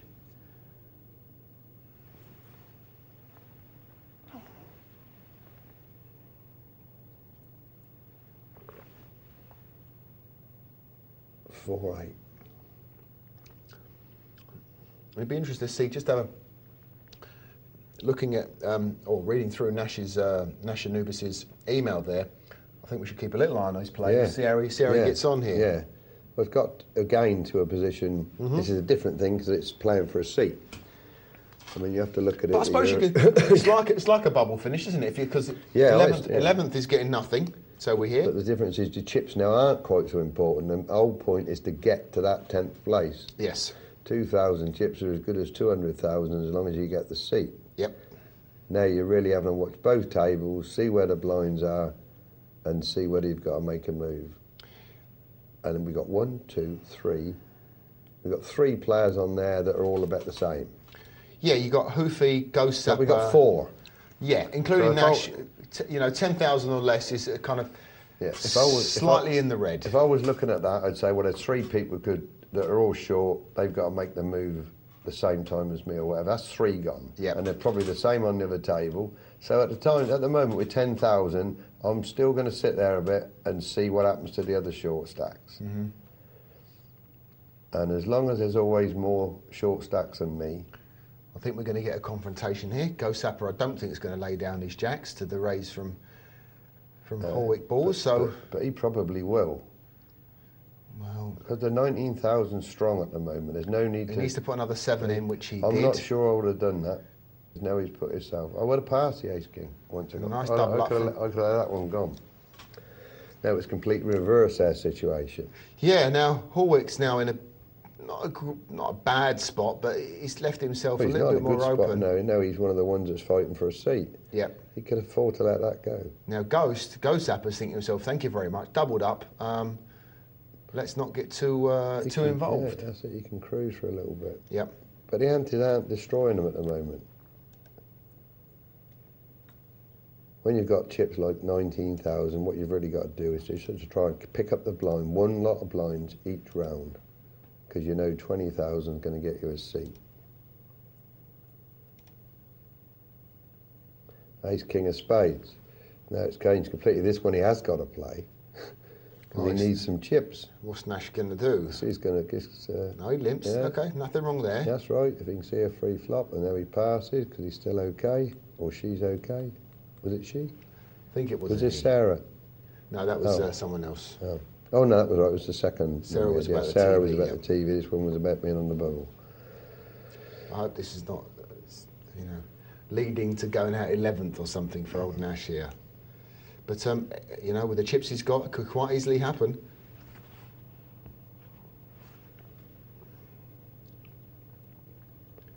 See, when you're up to 7,000, you can put a move in against people with 17. They're not going to get involved unless they've got a very, very big hand. Absolutely, you need to have a big hand to be calling that kind of, and that's the kind of level you don't want to get. You don't want to be getting below 6,000 or 7,000 when the blinds are like this, because it's enough of a weapon to be kind of wielding to stop anyone calling you with a half a hand. This is, I say, playing for 10 seats. This is a completely different game. Yep. To a game where you're playing for cash. I know if I'm getting down to the latter stages, say 12 or 13 players left, and I've got a lot of chips, I can lay aces down here. Of course, I was just about to bring that up. This is one time when you need, if you've got enough chips, you just do not want to play a hand. I've done it. You don't need any more chips. Why put your chips at risk? You don't need to play another hand. I won a $5,000 seat in the States in Vegas in one of the World Series events. It was a super satellite. I think there was 16 tickets in this super. Aces on the big blind. There's 3 all-ins before me. I let it go. Of course. And the other, it was aces, and there was aces, pocket kings, and pocket tens. Guy at a 10, tripled up, and I won a seat. That's brilliant, and that's how it should be done. Yep. I had the same thing actually, when I was very naive, and that was in the Stardust, and it was playing for seats, and I had aces, and some guy raised me, and we were the big chip leaders. And I didn't realise at the time what a stupid thing I was doing. And all the chips went in, and he actually had a free roll on me to hit a flush. Fortunately, we split the pot. And then somebody tipped me off, you were crazy to get involved. You've got your seat sewn up, and you nearly let somebody in with a short stack. Yeah, because, you quite rightly said, what is the point of finishing, if you've got 10 seats up for grabs, there's no point having 360,000 in chips or whatever, the chip lead is, because it's of no value. I think people are more aware of that now, but I remember in the days when this happened, when it was all new, it was incredible seeing people try and actually have the highest chips at the end when they didn't get any more than the person with the lowest chips.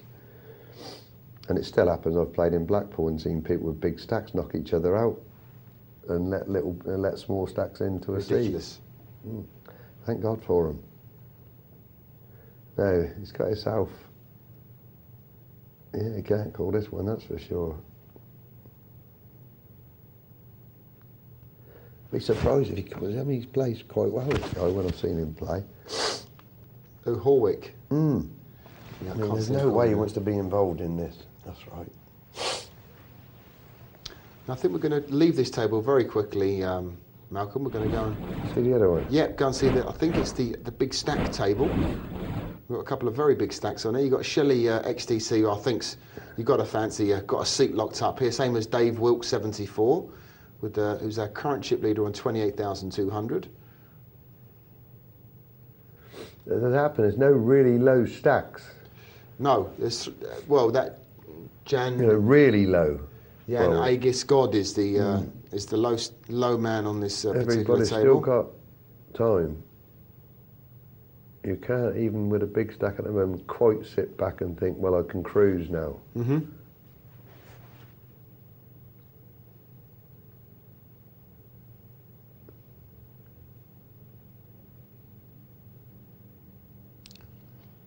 So let's see what the fours do here.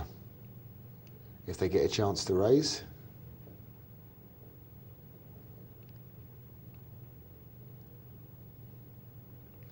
Ah, the ace-6 get busy. Four's got to throw away now. Yeah.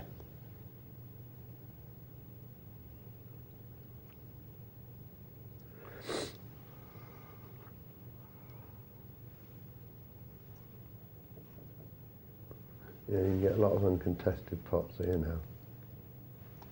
This could actually take a bit of time. Well, like you said, the blinds are thus whereby they're going up every 12 minutes here, well, which I think they're about to go up to 5,000 pretty shortly. And like you said, there's not really any rush to, one, to knock each other out, or two, be forced to play hands when, you know, you have to.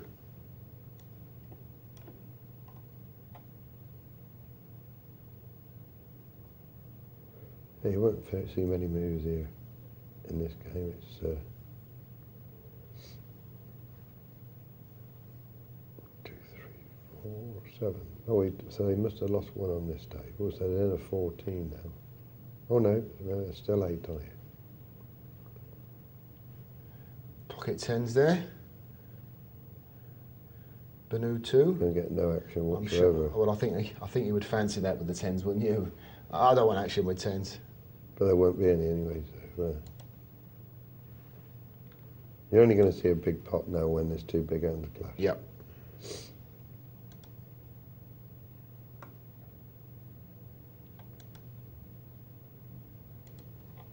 Big hand for Ruth Hearted, and that is Haywick Boars in... no, they switched tables. But we have the benefit of knowing that Haywick Boars is in a lot of bother. We're going to quickly go back to the other table because poor old Horwick's found himself with 1,000 found aces in the big. Not much you can do. Well, he's not going to make much money, unfortunately. No, it's 4.5 grand in the pot, so it'll give him a little bit of breathing space. It's all stemmed from when he got involved with that Ace King. Got some news for you, Malcolm, from Luton. Yeah. Here we go. Nick Whittam was 5th for 10.5 grand. Yeah. T. Gillig in 4th for 14,500. Ben Grundy, the Milky Bar Kid, was 3rd for 22. Looks about 16 years old, £20,000, very nice. It does. And we've got Luke Patton and JP. Another young lad. Yep, still playing. Struck a deal to split 37 each. And they're playing for the trophy. They are playing for the trophy and the 7.5 balance. Just 1 a month strand. So just quickly going back, we lost Horwick there. King Deuce against Pocket 3s for Jamati. So we'll quickly run back to the big stack table to see how it's all going on. But it looks like JP is going to be picking this one up over at Luton. Just getting a quick update. That's the Pope. He's another young player that's having a lot of success. Yeah. See, it's wonderful, isn't it, money that they're playing for? It's enormous money, 37,000, that's after a split. So one of them's going to get 44,000. That's a lot of money for a young man, isn't it? Yeah. It's a lot of money for an old man. I know Ben plays pretty big online anyway. Yeah, I know. It is incredible the amounts they're playing for. Yeah. But, so that was just about finished as we finish. Yeah. I'd have popped in there if it had still been interesting. Well, Hoof Hearted's got herself back in contention. It's amazing on this table that all the short stacks are on there.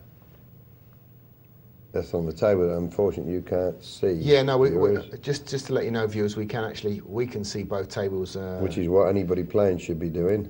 Exactly. You have to be very, very conscious of what's happening. Yeah, you at home are seeing the big stack table with the Shelly XTC, Dave Wilk on it, and as we can see that.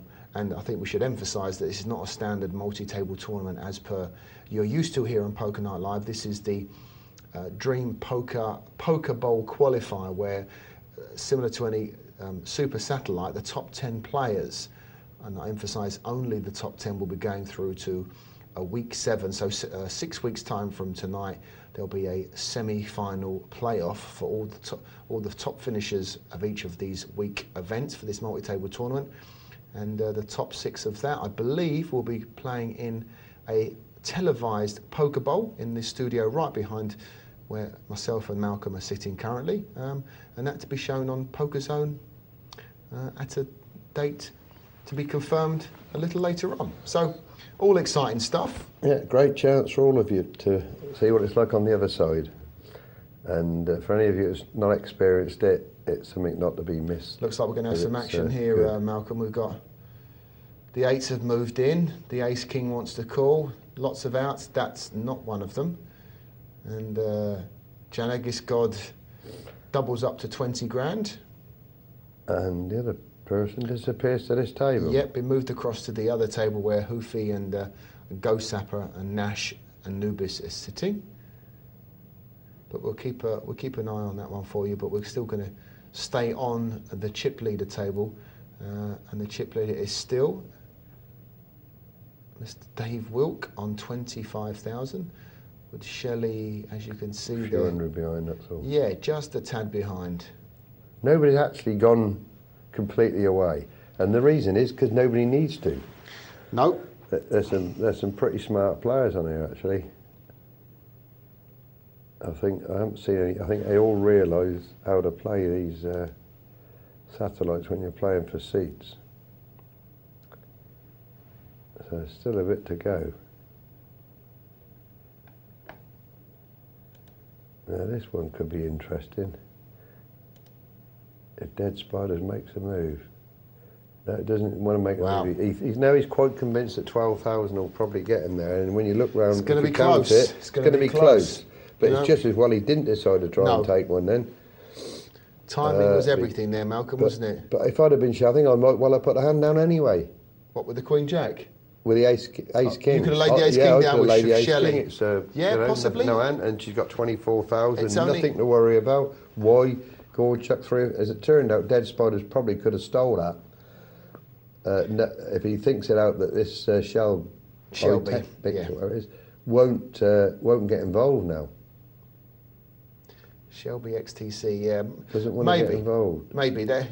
I must say, we haven't seen Shelby XTC or Dave Wilk getting involved too much in any of these hands, which, with the stacks they've got, they shouldn't be. You know, they really shouldn't. As I say, gives us shorter stacks, and if they prepare to have a deep breath, can probably take their blind. Yeah, there's no need for these two to get involved in a... No, that's going to take it down. I can't see how Bono should get involved in that. I'm surprised it took so long. And he's definitely not going to play. No. I love these. It really is a tactical battle. You've got to put a lot of thought into getting these into position to get one of these seats.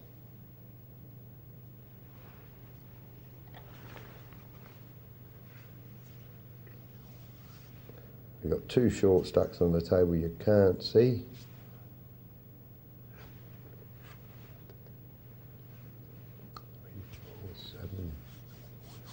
Four, 14, 4 more to go.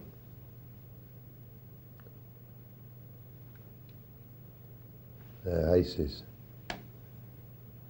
No action, but he's quite happy to get the blinds.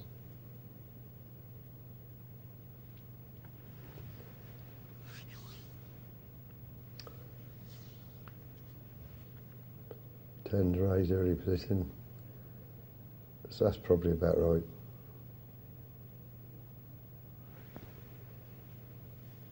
Again, not going to see much action with the 10s there, Malcolm. No, I'll say he's happy to take those blinds. This has got a lot of play to go yet. Yep. 7,000, the smallest stack. And it still needs 3. They're all very, very close together, really.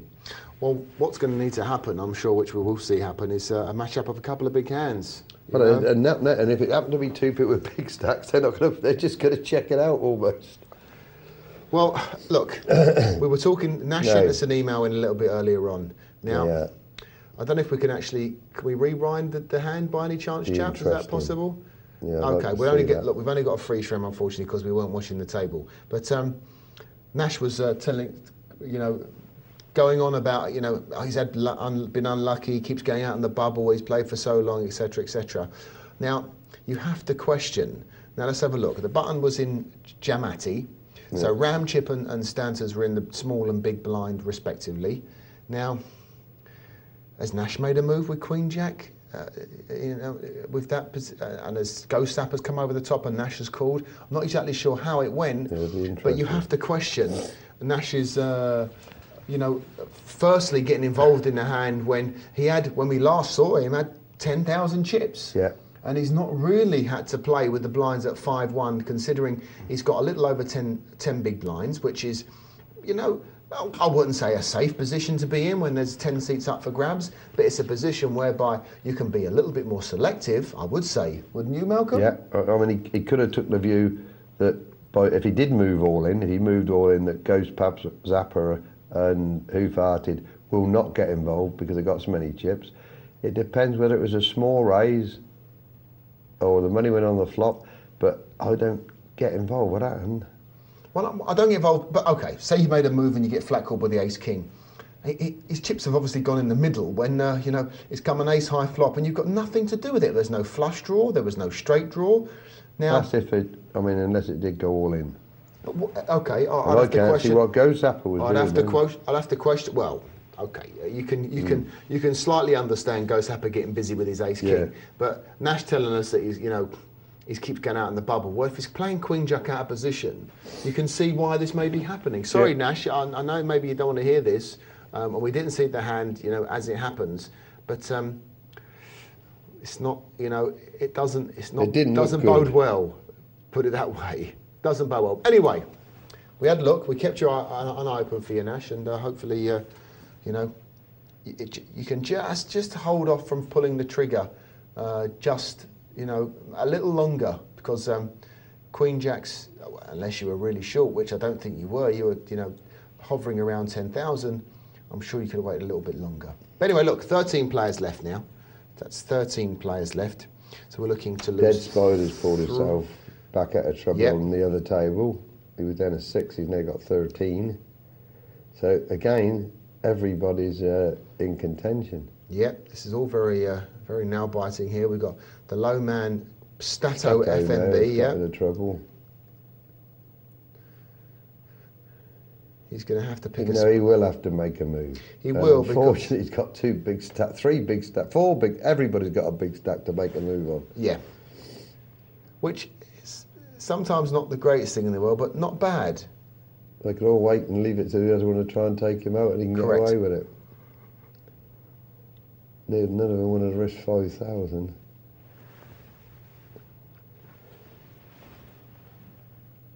This could be interesting because Far's Bandit might. I'm going to quickly go to this other table, Malcolm. We're lucky enough to watching it. We've got Ace King raising in there from Shelley, and we've got Fast Bandit, who's now lumped it all in with Ace Queen, and I think we're going to see our 13th player out. Gone. Yep. Oh dear. So we're getting close now. Getting close. 12-handed now. 12-handed. Do they play hand for hand? They must play hand for hand when it's 11. I would have thought. No, maybe not. Maybe. Who knows? I think you'll find it will be him. Well, Stato looks like he might be. And if you're watching this and you're playing yourself and you see the 2 tables, you can think, well, Stato's, whatever happens, he's going to have to be involved in an all-in coup. So you look at your own chips and you think, I need one more besides Stato. Well, you have to look around the tables, and we, as I said at home, we're lucky enough to see both tables in our monitors. We can see that Shelby XTC, Dave Wilk 74, maybe Dead Spider, Ghost Sapper as well, Ram Chip, all looking pretty solid for this one. It looks like Stato's going to be doubling up. Yes, he does. That makes it hard for everybody again. And now the lowest stack. Still Stato. Still Stato, but with 10,000, pretty good shape. Yep. So anybody that was just sat there waiting has now got to rethink again, because Stato's not probably going to go in a hurry. I would like to pick two out of this lot that wouldn't get the seat. It's a toughie. There are a couple you would definitely pick to win a seat, obviously, but there's. Well, I've picked Hoof-Hearted because he's got the knowledge to know how to play these satellites. I'm sure he's aware of everything that's going on. So I know, I'm dead sure Hoof-Hearted will get a seat. Oh, a little bit. The rest is a mystery. Yeah. I can't. I don't know. It looks like Shelby will too, obviously, but I think Ghost Sapper's pretty safe on 28. But I would back Hoof-Hearted anyway to get a seat, even shortish stack, because he just knows how to play these. That's right. So just to reiterate for you, ladies and gents, that this is a super satellite. This is not your standard multi-table tournament this evening. It's one of the pre-qualifiers for the Dream Poker Bowl, which will be coming up in a while. There's a tremendous amount of interest in it as well. Yeah, no, I'm sure over the weeks, as people get to know that this is pre-qualifies for it, it'll build up over time. Yeah, I think it's a good, pretty good comp this can be. Why are you thinking? Oh, Ghost Sapper putting the pressure on there against Giamatti with the 4-5. Doing nothing wrong. Just applying a bit of pressure. He could throw his hand away if he came over the top, because he knows he's only going to come over the top with a big hand, and he's pretty sure he could pick up his blind back, which is all he wants to do. Yep. Clever play. Knew exactly what he was doing then, just a smallish sort of raise. Not really putting too much on the line. No, and he'll withdraw immediately if there had been an over the top. Stato with the pocket pair, I think, is going to get looked up here. I think Giamatti is going to be coming over the top with the ace-king, as expected, and I don't think Stato can pass for his last 4,000. Or can he? Well, he's got the blinds covered up. There's nobody else short stacked. If he's aware, he is the one for the chop. He really does need. And the blinds have just gone up as well, Malcolm. They've got 1,000, 2,000. Yeah, he must. Wow. I think he had to gamble then, because it's now he's going to be committed to any hand and be taken on. Yeah. So we've just quickly gone over to the other table. Yep. Pity really, because this Stato one's going to be the interesting one now. Who's going to take the Queen King? Will take 14,000 Queen King. It's interesting now to see who will take him on. Well, I think you're going to get Stanter's going to take him on here. He's got enough chips. It's only another. Yeah, it's a given. He's still behind. And he's got a call for the last 5, and he's in good shape. And he hits a straight just for good measure. He was in front anyway, but hits a straight for good measure. And look at that, crash bang wallet back in for the 10,000. They've all got a sweat again.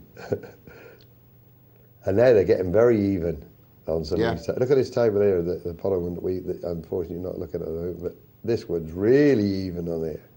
I think they must be looking over at the other table, looking at people like Ramjip and Stato, hoping that they fall foul.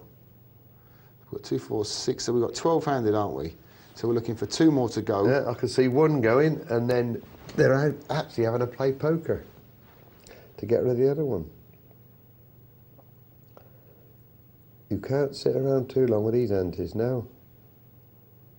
Even with 20,000, you'd soon drop down if you just kept giving up your blind. Absolutely. Only one person's absolute certainty, and that's Shelby. Yeah. Who really has got enough chips, and maybe Ghost Sapper.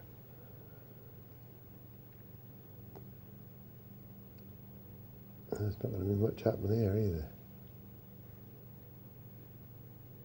Be interested. He goes up and tries the same move before. No, quite happy. He took his one. He took his one line.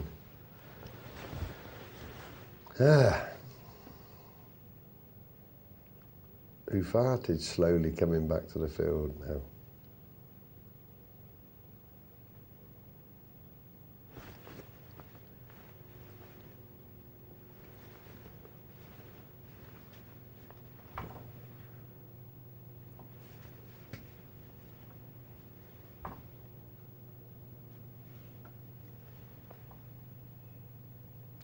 Oh, that was a fantastic move. Jeff, if Giamatti only could see Ramship's cards, he would be moving in immediately, but... You can see the reasoning. He can't. Flat chord, Giamatti, doesn't want to get involved, happy to see a flop. Yep. And the other guy knows he won't put 12,000 in. No, indeed. And you're not going to be playing tricky, like flat calling, limping in with aces to trap somebody. Not in this game. He would have raised with aces, happy to take the blinds. Yep. And he saw the weakness. Good play that was by Ramchip. Giamatti so close to his seat, he's not going to jeopardise it with a pair of threes. That was good. Good play. Hoofy with the ace-jack there. Makes it 6 to go. Yeah, he's in need of the blinds. He's gone 2 rounds like picking up the blinds. But this could go on for a long time.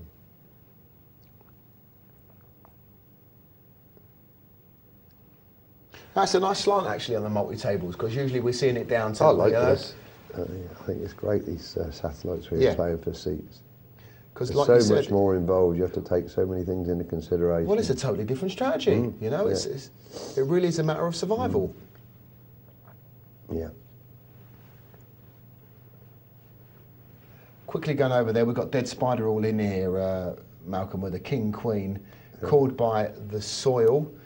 Oh dear, up and down, and no, he survives. Somebody survives now again. Dead's in trouble. Yeah, now there's two weak players. Yeah. Well, not weak players, I mean weak stacks. Dead Spiders and one's gone. No, not gone, no, we saw a repeat. And Stato, FMB there. So now the other stacks now probably really will tighten up and see if either these two players get handed away or somebody takes them on. So you get away with 4-8 there, but he doesn't know it. Oh, he may get... I like it. No, he's going to get away with it, actually. I love it. It's a strange move, considering... No, he thinks Shelby's, unless he got a bit, is going to leave it up to on it. And nobody can afford... 5,000 is just Quickly enough. flashing back here, we've got Stato in a real bad shape. It looks like Ramchip's going to be coming over the top with his ace-queen. No, he flat calls. No, they're flat calling because they're going to make 2 people looks and like knock him out. Check. And they'll check this out. Yep. Because all they're interested in is knocking that guy out and not pushing each other out. So. Dead right play in this situation. Now we're quickly going back to the other table. This is frantic action here, Malcolm. We've got Dead Spider all in with the 5-6 suited. He's doing it. He's playing great. He knows he can take these pots because they're all waiting for one. None of them's going to give up 8,000 and get herself in trouble. No, and he's back into 11, and he's nearly out of it. He's nearly away from Ramchip. Well, Stanta's Ramchip and Dead Spiders are now the 3 low. You have to think that one of those 3 are going to be the unlucky bubble person. Oh, I love this. Yeah.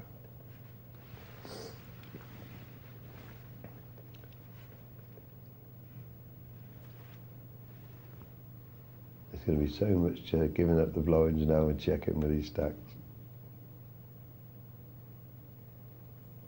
Now, they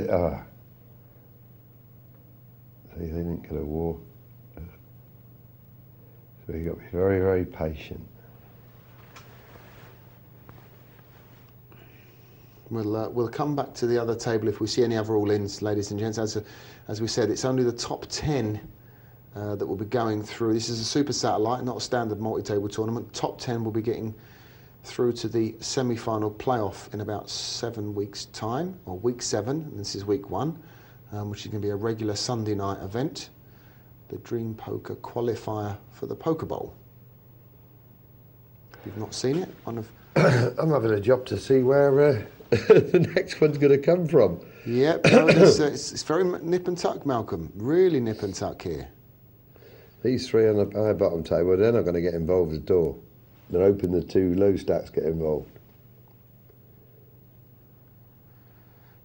The dead spiders definitely knows what he's doing. He's pulled himself up with no hands. The problem that Dead Spider's got, he keeps making moves like that, then he may possibly run into a hand someone's going to call him. Well, like you said, there comes a time when you can put aces down. Yes. If he's 11,000, and if I've got 23,000, yeah, but when but when it's heads up and the guys, you know, you've got a fair amount of chips. Well. Wow, look at that. Ace Jack, binned it immediately, just for a minimum raise. Yeah, just putting big... Minimum raise. Dave Wilk raises. Shelley goes, thank you very much. Ace Jack in the bin. Nice play. Very nice play. Right. Now, this can be tricky in early position. You're going to get away with it as it happens. Yeah, pocket tens for Dave Wilk here. Doesn't really have to get involved on 25,000. Ace fives he put down, no problem. Well... Ram Chip squeezed his way back out on the other table to 12,000. So still three of them with over 10,000.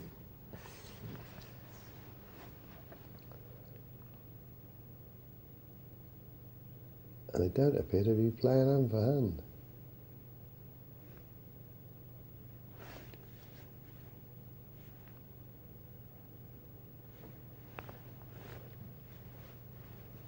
The table that the viewers can't see, they're having a bit rougher because they only got 5 of them, so the blinds are coming in that much quicker.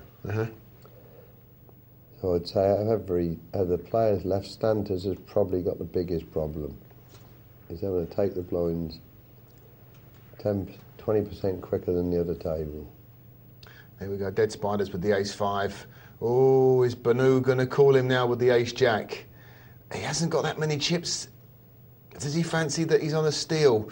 It's a big call. No, he folded it. Wow. Right. He's never going to call it. No, he's going to have to find a much bigger hand than ace-jack to call. He's not going to be the one that gets knocked out. Wow, This is where it's good. Everybody's waiting for each other to do the dirty work.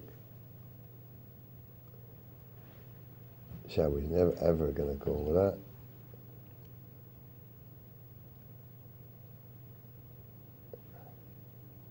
Yeah, so you won't see much action.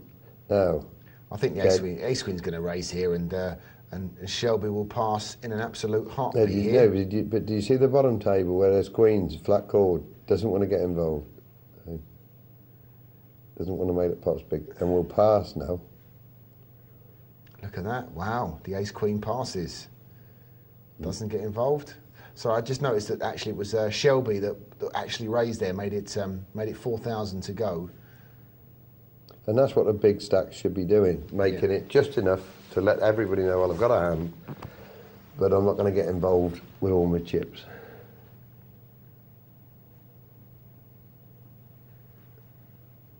Now this Stanters is now struggling on the other table. He hasn't picked up much. He's sat there now, and it could be the 2 short stacks. Now you've got to give up a 7 deuce. Dead Spiders lets go the queen jack. Big move here. Big move by Run Chip. That was a brave move. 7 deuce. Less Stanters with 4,000. Yeah, unfortunately.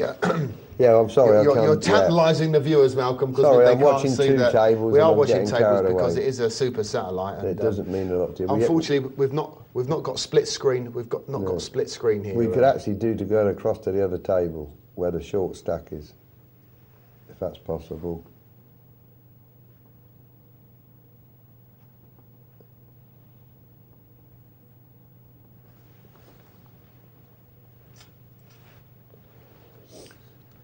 Well, Stanters is going to have to do a miracle. He's done a 2,000. He's all in. This is the first. So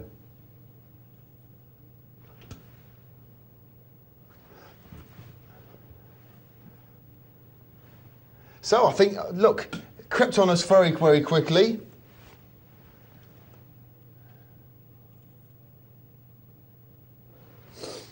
Now we are hearing there's a bit of a time difference in the 2 feeds from the 2 tables. Oh. A couple of hands time difference we're hearing here, Malcolm. Yeah. Now, we're just going to confirm that was that Stanter's going out in 10th? Well, it looked like it. He had 2 11th? 10s against 2 jacks, which would have made him 11th. So I honestly don't know. But we were watching both screens. And we were watching both screens. The Stanters went. Now, we're just confirming that Stanters actually was out in 10th position.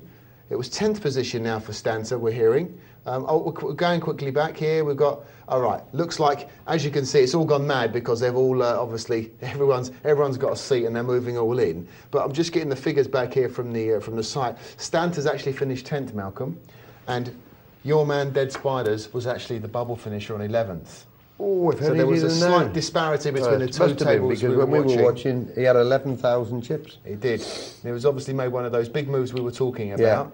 Got caught with the proverbial pounce around the ankles and they were took a bit of a spanking behind. And finished 11th. Poor old, and we thought we were playing superbly, Dead Spiders, making the right moves, pulling a few, you know, bit of action here and there. Because 11,000 may well have gone in before he realised that Stanters was the short stack. Maybe so. But we'll little bit confusing, viewers, but hey, it's Poker Night Live. What do you? It's live TV. It's 10 people have got a shot now. And well done. I'll quickly go through. It was The Soil, Jamanti, Shelby XTC, Bonu 2, Jean Jagis God, Who Farted, Dave Wilk 74, Ramchip, Ghost Sappers and Stanters. Well done to you 10, and we'll be seeing you in about 7 weeks' time in the semi-final playoff. And maybe you'll be lucky enough to sit on that table behind us in the Poker Bowl Dream Poker Special in a date to be confirmed in the future. Now, we've got about another 5 minutes left of the show. We've got a couple of emails I want to take very, very quickly. This is from Rob, who's talking about a lot of outdraws. Okay, so Rob, hi guys, he says, just wanted to follow up the email you read earlier concerning bad beats. While I sympathise with the poor chappie who keeps getting outdrawn, probably best off if you find out where he's playing, I also agree with you, there is no way the game is rigged. There is absolutely no benefit for the site for doing so. The last thing that they want to do is drive you away from their poker room, of course. However, I would like to have my tuppence worth as well on this subject. I see that these bad beats all the time, not just with my hands, but also with others. Hey, sometimes I'm on the right side of it. But this is my observation. I see no end to 2, 3 and 5 outers hit on the river along with runners. Now I know about and fully understand probability from my experience purely in all-in situations. The amount of times these horrendous outdraws occur far exceeds the odds. It has been bothering me so much that I'm planning to keep records of them in the future when I'm playing. It happens far more than online than in live games, but this is because we play more hands and only take note of the things that go against the odds. You're actually asking a question. Yeah, well, that's the question, but it is a statement. You know, you are right. It is absolutely right. It is, you know, you're seeing so many more hands on this, but, you know, let's get to the end of your email here. I don't doubt the integrity of the site owners, but I will be honest about one thing. I would much prefer to play online at a site where the deck is shuffled and set before the deal, like in a live game, and not as it is where cards are selected at random during the whole hand. Probably wouldn't make a blind bit of difference to the results, but it would make me happier. Maybe in 6 months or so, when I have a decent amount of records on this subject, you might be interested in viewing the results. In the meantime, I will just keep watching them happen, grimacing as I go on, out of a $5,000 tournament when a 22-1 favourite. So you had to get the bad beat in there eventually, didn't you? You couldn't let it lie. Good old Rob. Or smiling as I take it down in the $3 pot in a cash game when I'm 14-1 dog. Rob, thank you very much for your email. Very long, but great email. Great email, and we can't go on too long because we're just about to go out of the show. Malcolm the Rock Harwood, thank you very much for this evening. Thank you for watching. I'm Barry the Bully Martin signing off. Good night.